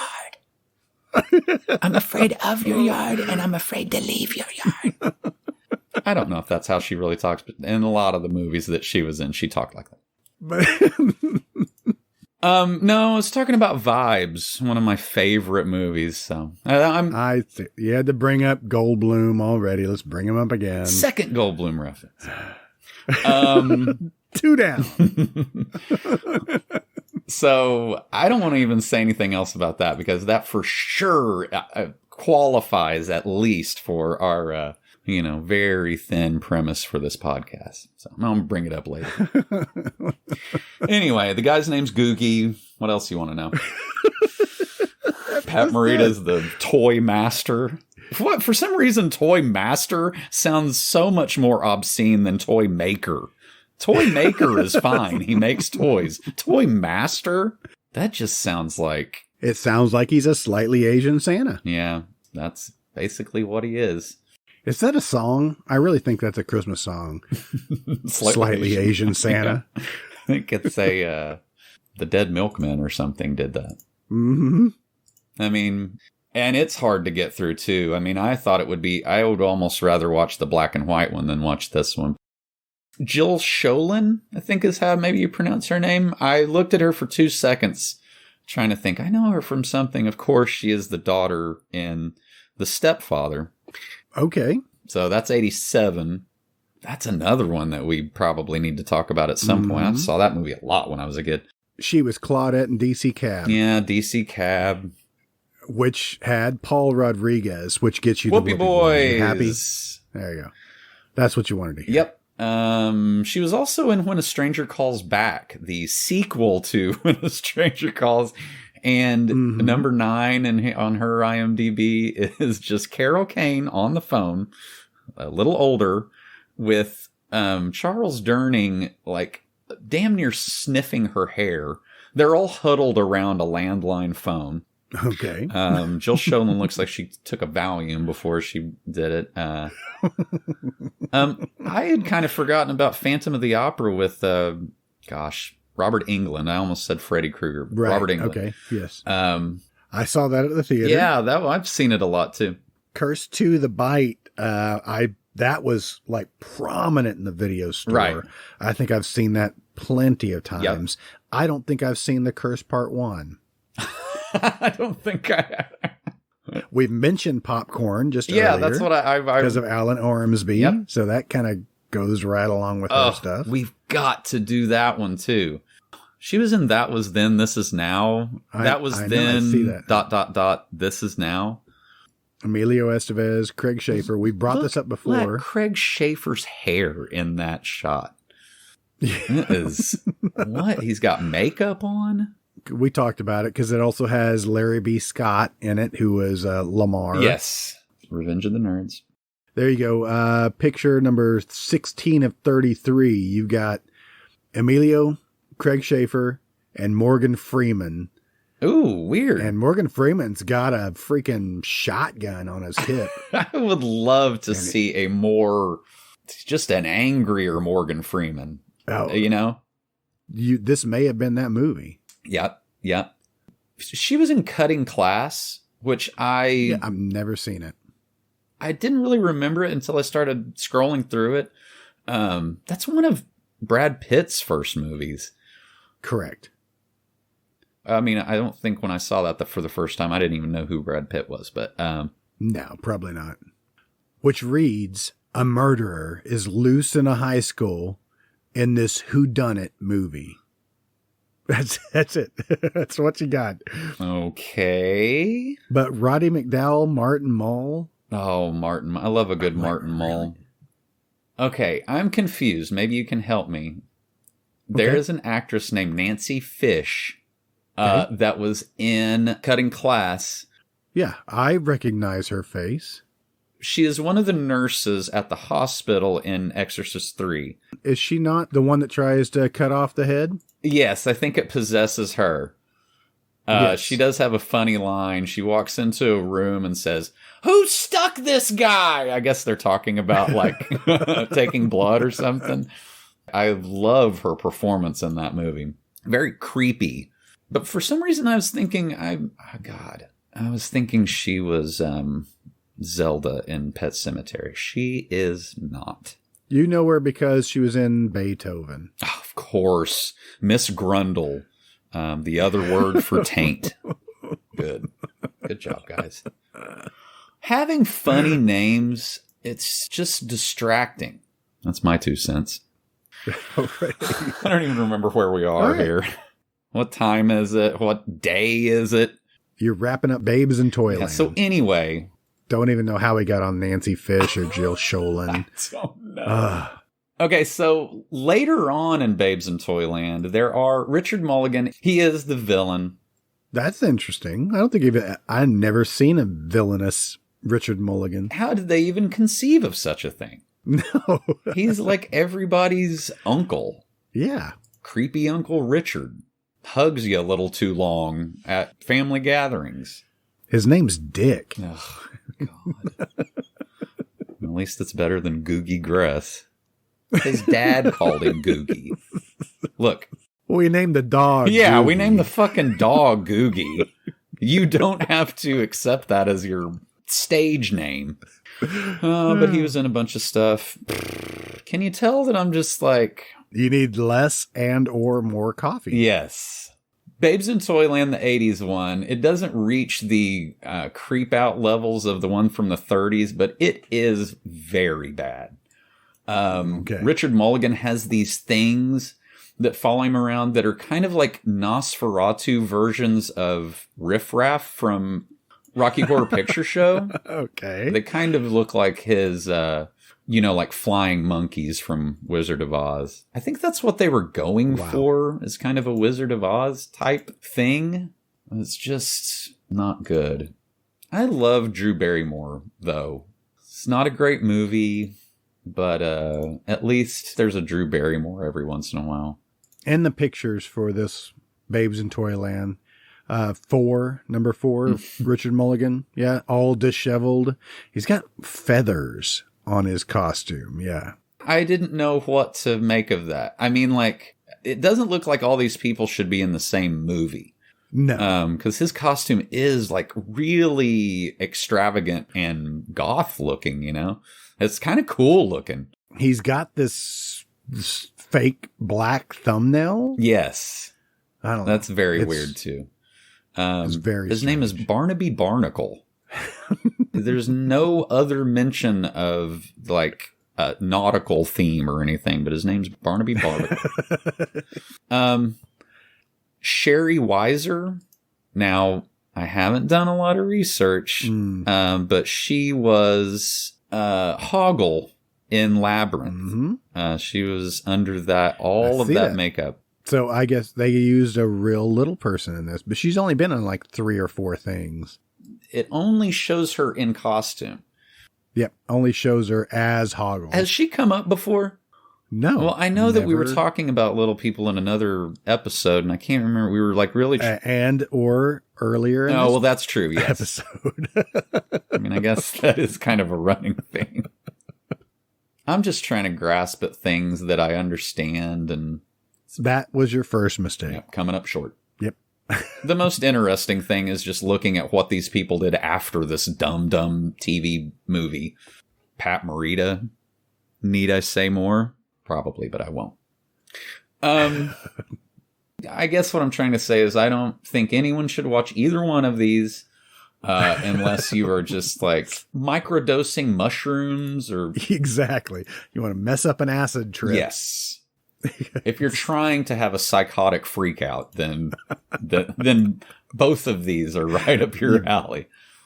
Come to the right place. I think they stole the banana splits go-karts for one scene because they look almost exactly like the go-karts from the banana splits. That's awesome. Did you ever see that banana splits movie? Yeah, Yes. that kind of like tongue-in-cheek movie. It was fun. I think my problem, I expected that actually to be like escaped convicts that came in and donned those costumes to keep away from the cops and then go on a killing spree instead of maniac robot monsters. I like that much better. So that's what I expected it to be, and it didn't pan out. They were robots. Yeah. Were they trying to do kind of like a... What, you want to bring up Showbiz Pizza again No, in this podcast? Five Nights at Freddy's kind of vibe? Right. I don't know. Maybe. Look, we're not psychologists. Not even close. No. Well, I mean, you're closer than I am. Sure. Because I need one? Yes. Exactly. You have a fear of packed holes and you just need to see somebody. Tripoff. You can't even say it. You can't even say if it's not a real phobia. Trypophobia. Yeah. Guys, if you didn't learn anything from this podcast, just remember, fear of packed holes is Why is that so hard to say? I don't know. Is there a fear of long words? What's that? I bet there is. Do you just want to do the rest of the podcast just looking up phobias? Yes. Fear of long words. Yep. Let's see. I bet that's a really one. Oh my God, damn it. One kind of light at the end of the tunnel. Eileen Brennan got me to, I did a deep dive on her like in the second or third episode. Colleen Camp. She was in Clues. So if there's nothing else, she played Yvette in Clues. So see? Hey, that's something. Ended on a high note. So sesquip de la phobia. Sesquip. It's a phobia of phobias. Oh, whatever the fuck. It's phobia of long words. There's hippomonstrosiquiptalophobia. It says it's one of the longest words in the dictionary. And, in an ironic twist, is the name of the fear of long words. Okay.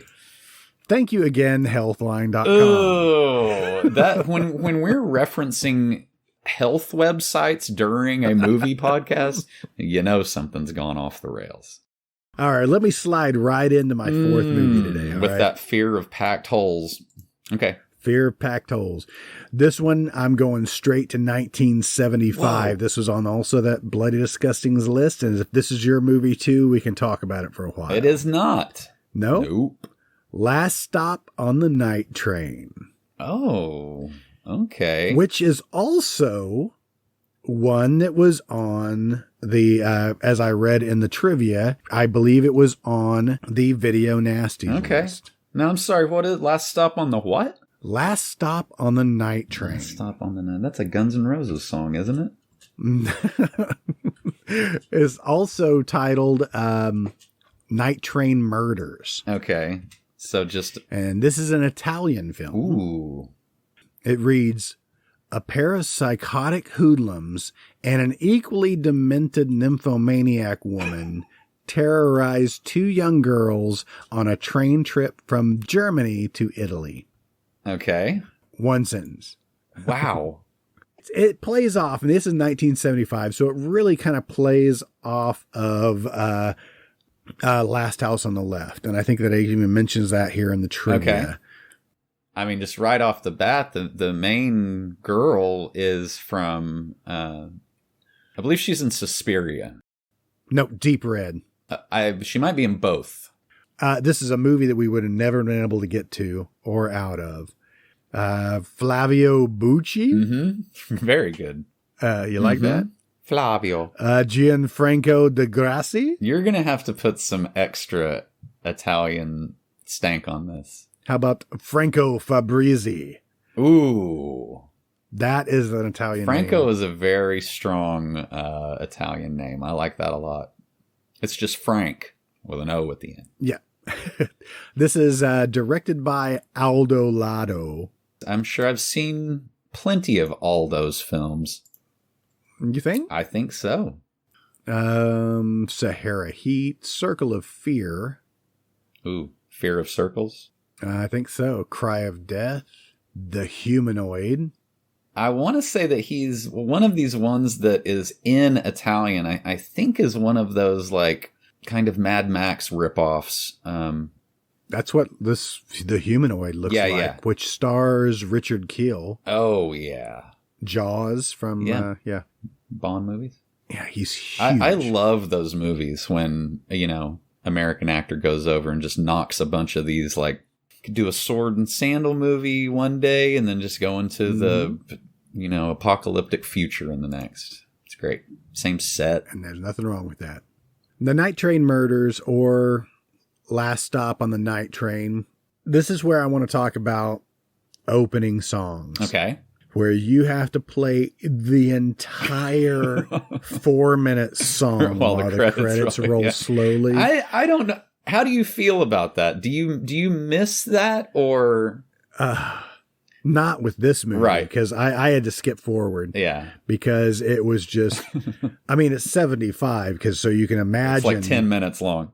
It drones on, and it's kind of like got a Bond-esque, opening song. Yep, some but horns it just won't stop. Yeah.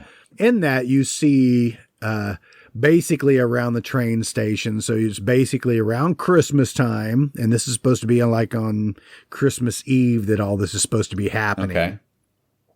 And you've got two girls that are trying to take a train ride home, and they're doing some shopping. The one with well-dressed woman that they mention, that her name is Matcha Merrill. Okay. That's the one we were just talking about, who was in Deep Red. Yes. Right? And her character is basically just lady on the train. Right. You don't even know what her name is. Right. But so you see her going to buy this purse. She's well dressed. She looked like she's maybe in her mid-30s, early 40s, and you don't get a feel for any. You see basically all of our main characters, outside of the setting before they get on the train, doing their own little thing. Because you've got Flavio Bucci good and Gianfranco De Grassi, who play Blackie and Curly. They look like they have every STD imaginable. That's about right. But they are hoodlums. Yeah, hoodlum. That's perfect. They rough up a Santa and steal his money. Just real and pieces I think of it's shit. Hilarious. Yeah.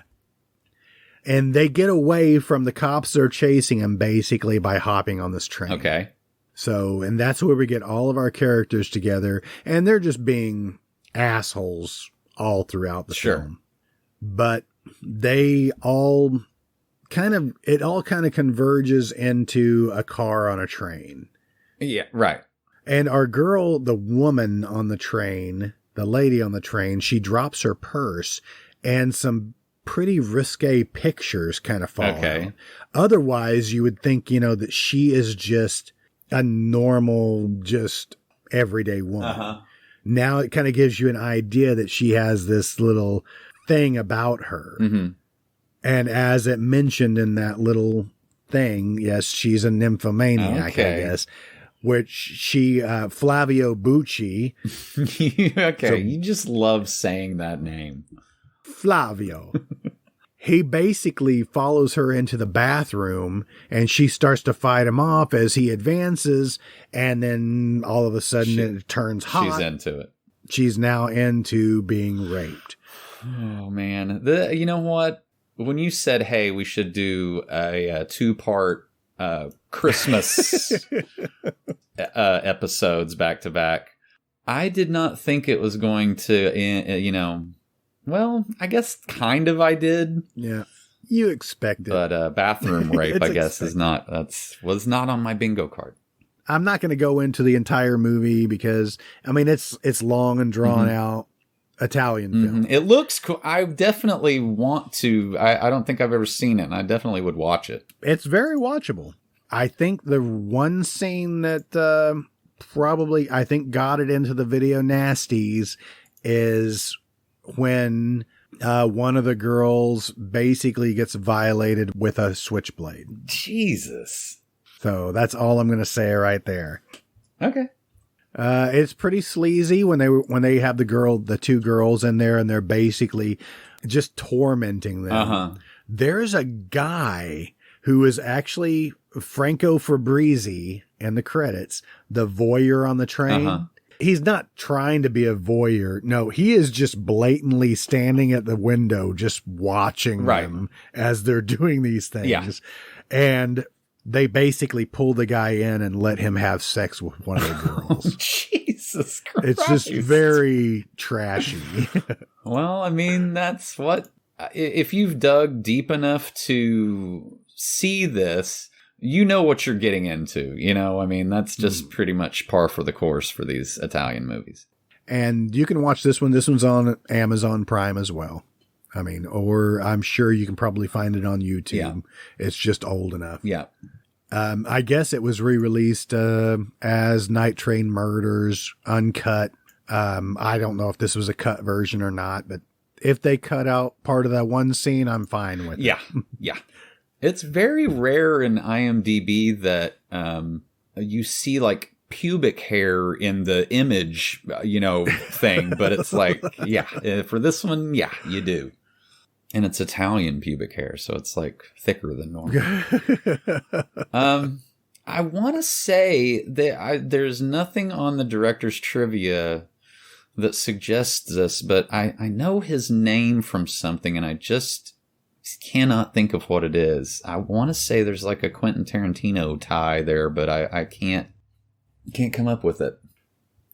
So they murder these girls, right? Well, okay, one of them jumps off the train. She commits suicide. That kills her? Let's just spoil it there. Yeah. I mean, I guess if the train is just like really hauling at. This movie is basically Last House on the Left, but on a train. It's like Last Train on the Left. Right. But really, that's only half of the movie. Okay. Because the other half of the movie is when the parents of one of the girls that was killed go to pick her up at the train station. And the girl, the nymphomaniac woman, has hurt her knee. I don't remember how. Being a nymphomaniac. And he just happens to be a doctor. So he's like, well, you kind of need to go to the hospital. And she's like, oh, not on Christmas Eve or Christmas Day or whatever. He's like, well, I don't have anything here. And she's like, well, what about at your house? Oh. So they basically take these three back to their house, the two hoodlums and the nympho back to their house, and which becomes more of it's not even really a Last House on the Left, because they're not doing anything but trying to rob these people, really. Yeah, they're just pieces of shit. They find out that the girls, because of the radio, divulges that these girls were found on the train tracks or whatever. Yeah, the exposition channel on the radio tells them all that. Yes, I love that channel. Easily listening and exposition all night long. I don't know that Gilligan's Island created that, but that's definitely was put to good use in Gilligan's Island. Mm. So if you look at the pick 25 of 44, okay. When the father, he finds out that these two guys are bad, he has like an IV pole that he smashes Curly across that Gianfranco Degrassi smashes him over the face, which back then all of the IV the saline was in glass. Right. Yes. And so this scene, and I don't know if he's using this IV pole as like a spear. I see it right in the old Curly's down there. That is awesome. I have never, I wonder if that has ever occurred before or since a person has used their own IV pole for a castration, it looks like. It's pretty close. Enrico Maria Salerno. Can we say that he is like the Italian Kevin McCarthy? Doesn't he look just like? Oh my gosh, you nailed it. He looks just like him. Nailed it. But speaking of nailing it, he looks like he's nailing his balls to the couch. You are so correct, though, on this. This would be the blackout square on our bingo cards for somebody being impelled by a ivy pole. I'm writing that down and circling it, nailed it, and then highlighting it. I'm going to do some research. I'm going to see if that's ever been done before. But what if we did one of these where it was just weird medical equipment? Ooh. Okay. I'll work on that. Yeah. Well, Put a pin in that. So anyway, not a bad movie. I mean, it's 70s Italian. Yeah, I mean, that's I'm already really all I need to say. I'm already in. I like it. I think I will probably watch this. I really like that actress. I need to. Yeah, the girl, the nymphomaniac, she does a really good job in this. She really does. If you can pronounce her name for me, go right ahead. I don't want to. Matcha. No, Matcha. It's funny how they just make her face slightly powdered, you know? Mm-hmm. There just is something slightly, I mean, she's doing a lot of it with her eyes, you know? But she is slightly creepy, you know? She's very pretty, but she's, there's something creepy about her. In the movie, she plays that off so well. Yeah. So, I mean, her acting abilities to appear creepy. Yeah. With those, I mean, she's very good. Yep. Very good. I applaud her. Yep. Well, awesome. I really did not think. I'm glad you worked in an Italian movie in our Christmas Italian with a dash of nasties, video nasties list, and just a hint of Canada, and that's our that's our podcast.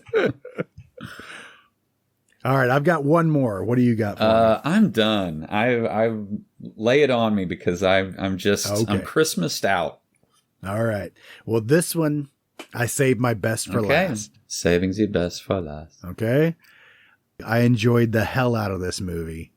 I almost didn't. I think the end made it so good for me. All right. And this one goes right in line with the little freaking bratty kids. Ooh, right? Yeah, I hate bratty kids. But I watched 2016's Better Watch Out. Okay. Also known as? No, it's a comedy crime horror. Oh, okay. It reads, on a quiet suburban street, a babysitter must defend a 12-year-old boy from intruders only to discover it's far from a normal home invasion. Okay. Okay. And they do reference Home Alone quite a bit in this. Okay. This has Patrick Warburton. All right. Warburton. The Tick. Patrick Warburton. Yeah. Can't even Putty. say that. Virginia Madsen. Ooh, I love Virginia Madsen. And it has Dacre Montgomery, who played freaking Billy in Stranger Things. Okay. So come right back around to Stranger Things. Okay. I'm sorry, what's the name of this? Better Watch Out? Better Watch Out. Gotta get my eyeballs on it. Two of the main characters here, Olivia DeJonge. The mustard? It's DeJohn. I think it's a hard G. Mm-hmm. But aren't they all? And Ed Oxenbould. Okay, now you're just being silly. That's not a real name. But I'm talking about Canadians. Mm-hmm. Right? They played the brother and sister in The Visit. Oh, okay. Okay. Yep. Shyamalan. Mm-hmm. And that was just a couple of years before this, because they looked considerably younger. Okay, finally I'm on here. I remember when this came out. I think it went to like Netflix probably. Mm-hmm. Probably so. I enjoyed the hell out of this. Cool. I did. It had some good twists to it. But the main kid was just Levi Miller. Mm-hmm. Oh, no, I'm sorry. These are Australians. Okay. They're not Canadians. So. Okay. I'm sorry. I confused you with all my Canada talk earlier. Yes, you did. He's been in a few things. He played Peter in Pan. Okay. Just in 2015 when they did Peter Pan again. The obligatory where they just use the last name instead of the first and then turn it into like a musical or something. But this kid, he's a pretty good actor. I wanted to slap him the fuck around. Yeah. But he did really good in this, playing his character in this film. He did really good. I am not going to spoil this movie for you because I want you to watch it. Okay, good. I will. Because this is one that I think your wife would enjoy too, because it's just got the right amount of comedy, campiness, horror, and again, they don't go into so far as show you the effects. Right. It's another one of those, you know, they kind of implied. Yeah, but they don't hide it so much. It's well done. It was awesome, enjoyable. Cool. I might watch that tonight. Yeah. Even though Patrick Warburton and Virginia Madsen, they don't have a great big role because basically they're just the parents that are going out for a Christmas party and they have a babysitter coming over to watch their son. Gotcha. Always works out great. No problems. Right. So the son is Levi Miller. He has a best friend who is Ed Oxenbould. Okay. And they are just kids you want to slap around. Just right. punk-ass kids. Punk-ass kids. Yes. Yeah. So I'm not going to tell you too much about it because, I do want you to watch it because I think you'll enjoy it. I think our audience would enjoy it too. Cool. And it is on Netflix. I just looked at that. It is still on there. And it's on Prime Video as well. Cool. I've heard a lot about this movie, but I never saw it. I wish I'd watched that instead of the steaming piles of crap that I watched. Although I will say that I had seen it before, but I kind of clicked through await further instructions. Yes, you need to watch it because it's really it's not great, but there's some real cool stuff in it. I watched the trailer of it before we started the podcast because I was interested in seeing that one as well. Yeah. And that has kind of a weird quarantine feel, right? Yep. Quarantine. Yep. Kind of a siege movie where things are going on outside and they're trapped in the house. Yes. I dig it. We call them siege movies now. I don't know if you... Okay. I mean, and I think that like we started calling them melt movies, Mm-hmm. You think Siege movie is going to be catching on? Yeah. Yes. But Evil Dead. Those are siege movies, I guess. Okay. VFW recently. That's a siege movie. That's probably my favorite subgenre of thrillers and horror movies. Really, though, Patrick Warburton has... You can't hear his voice and not laugh, Exactly. He's very animated, and that's probably why he has a huge voiceover credit. Yeah, oh yeah, for sure. Well, he also did a series of unfortunate events, which my wife and kid have just loved, right? Which he did the narration for all of that. But he just has that voice. That just deadpan, deep voice. But, he plays Joe in Family Guy. Right. Really. He was the back in the day Tick. I never watched the new one, and it got canceled not very long after. I think they did one season. Right. But I loved him in the old Fox show. He also played the voice for Buzz Lightyear in the TV series for Buzz Lightyear of Star Command. Wonderful, wonderful, fun guy. Yep. A guy you dig just hanging out with. Yeah, sure. Extensive career, Patrick, beyond doing, Brock's voice as well. Yeah. The Emperor's New School. I don't know what that is. Never heard of it. Sheriff Bronson Stone in Scooby-Doo Mystery Incorporated. Just voiceover work. Just unbelievable. I love it. But you can't miss his voice. You know exactly who it is every time. And probably, I think Venture Brothers is probably my favorite for him. Really. For sure. I'm looking at this bloody disgusting list, right? Out of all the things we could have chosen to... Did you realize how many Silent Night, Deadly Night sequels there are? I think I counted 6 of them. 5. There's 5, okay. Yeah. I think they stopped with the Toy Maker. I think that's what it was. Not the Toy Master. But there's a Silent Night, Bloody Night, which I watched a trailer for, and it seems to be a little older, doesn't it? Older than this? I don't know. The reason I brought that up is because you said, the name of that other movie was Better Watch Out, but there is a Silent Night, Deadly Night 3 Better Watch Out. Yes. And that has Bill Moseley in it. And it looks insane. There's one picture of Bill Moseley with what looks like he's got like a skull clamp kind of robot monster headgear on. But that has to be maybe mid 90s or something. He's been in a ton of movies. And it always surprises me when I see him in those like slightly older movies that I had no idea he was in.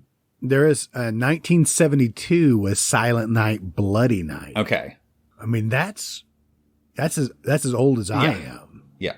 Never seen it. No. But I guess there was a sequel to that one as well. So then when they came out with Silent Night, Deadly Night, and that was probably what, 82? Yeah, that sounds, something like that. Early 80s, mid 80s. Do those movies do well, I guess? Do people just like, well enough, I guess. I get like barely well enough. Like, okay, we made our money back and here's like $10 for everybody.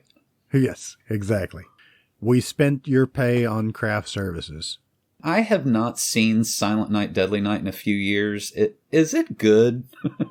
I mean, I don't remember it being good. Let's remember, guys, that the scariest, if you want to get technical, and I might have said this last week, but the scariest Christmas scene is Dan Aykroyd trying to eat that raw fish through his filthy Santa beard in Trading Places. So that's the real horror movie. That's it.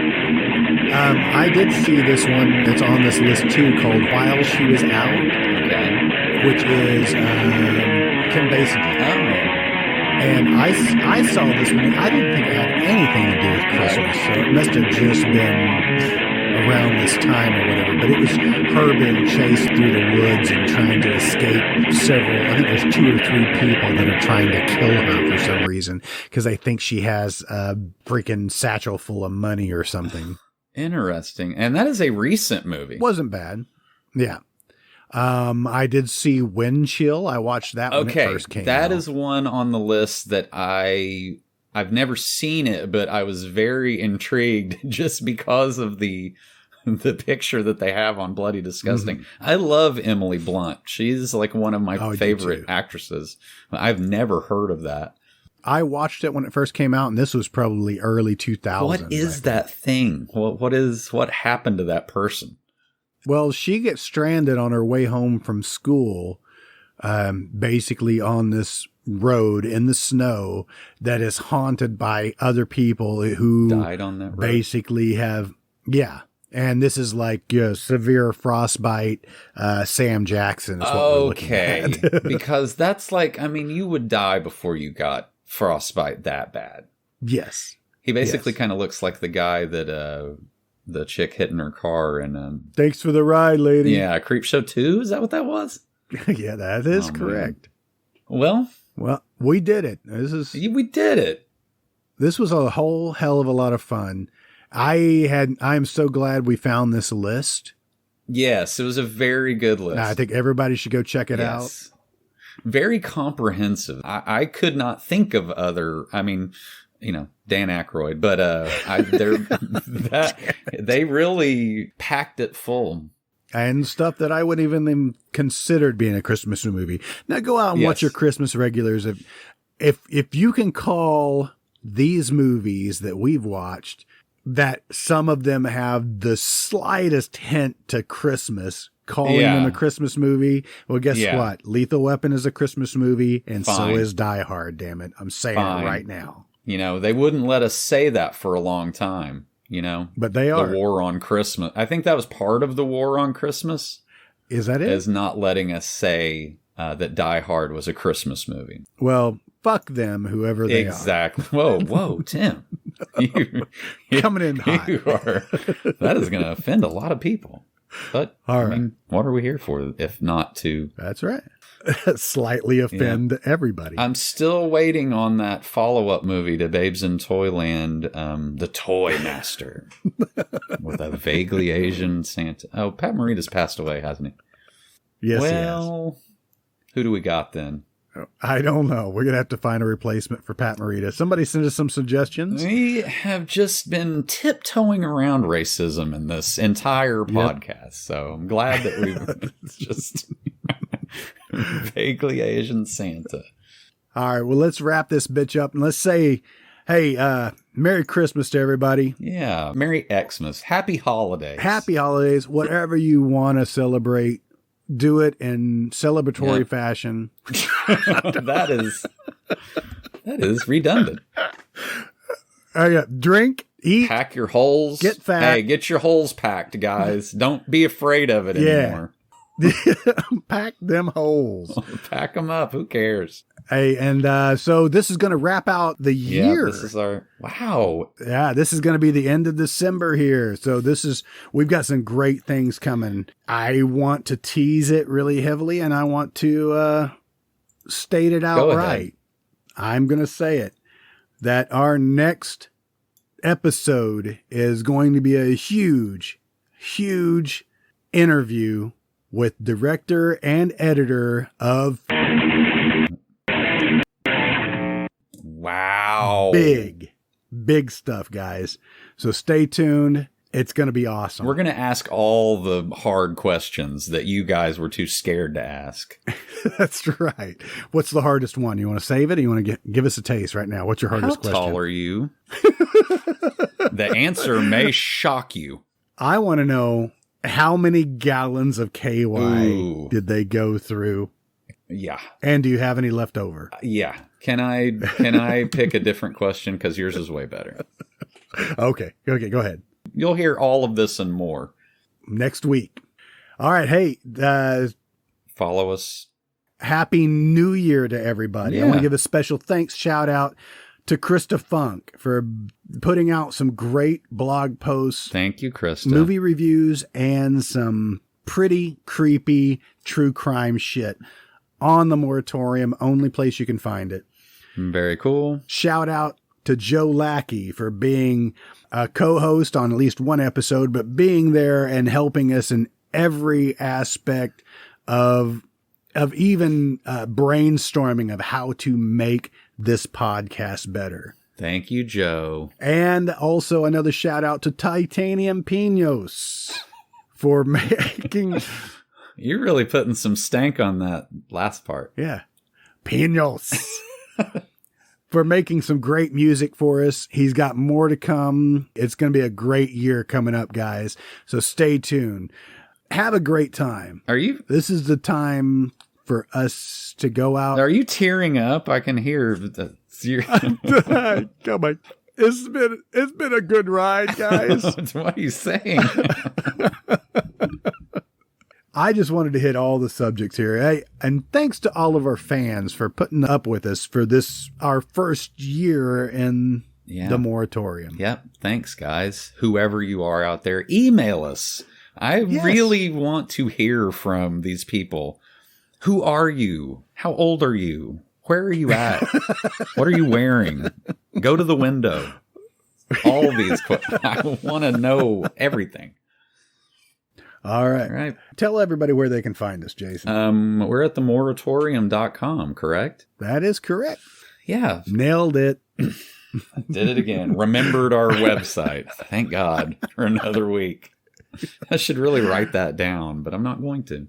All right. And check us out on all social media platforms. We'll be posting stuff very often. I post at least once a day. Nice. And buy a t-shirt or something. Yeah, buy a t-shirt. Support us. It's the least you could do. Hey, join our Patreon. Ooh. Join our Patreon. Go check it out. And all of our neat little tiers that you can help support this podcast. And keep us rolling. Keep us laughing. And that was your cue to help me out there. I'm sorry. I was just sewed my mouth shut. I was going to let you do the whole thing. Yeah, I kind of ran out of steam there. This has been a emotional, tiring episode. Yes, Got thanks, a lot of guys. feelings. Mostly pain. Yeah, mostly pain. All right. And that packed hole phobia. I'm not going to try to pronounce. All right, guys. Thanks for everything. All right. Happy New Year. Happy New Year. Bye. Bye-bye.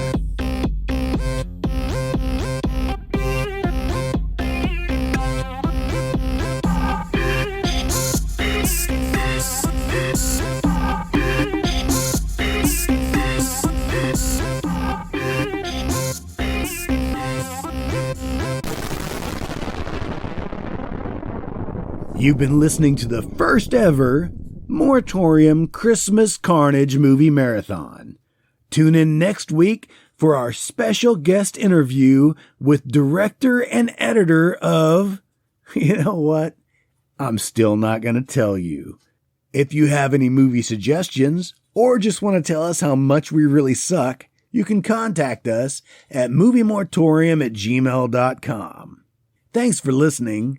Merry Christmas, and long live VHS. They're straight up demons. They have cloven hooves.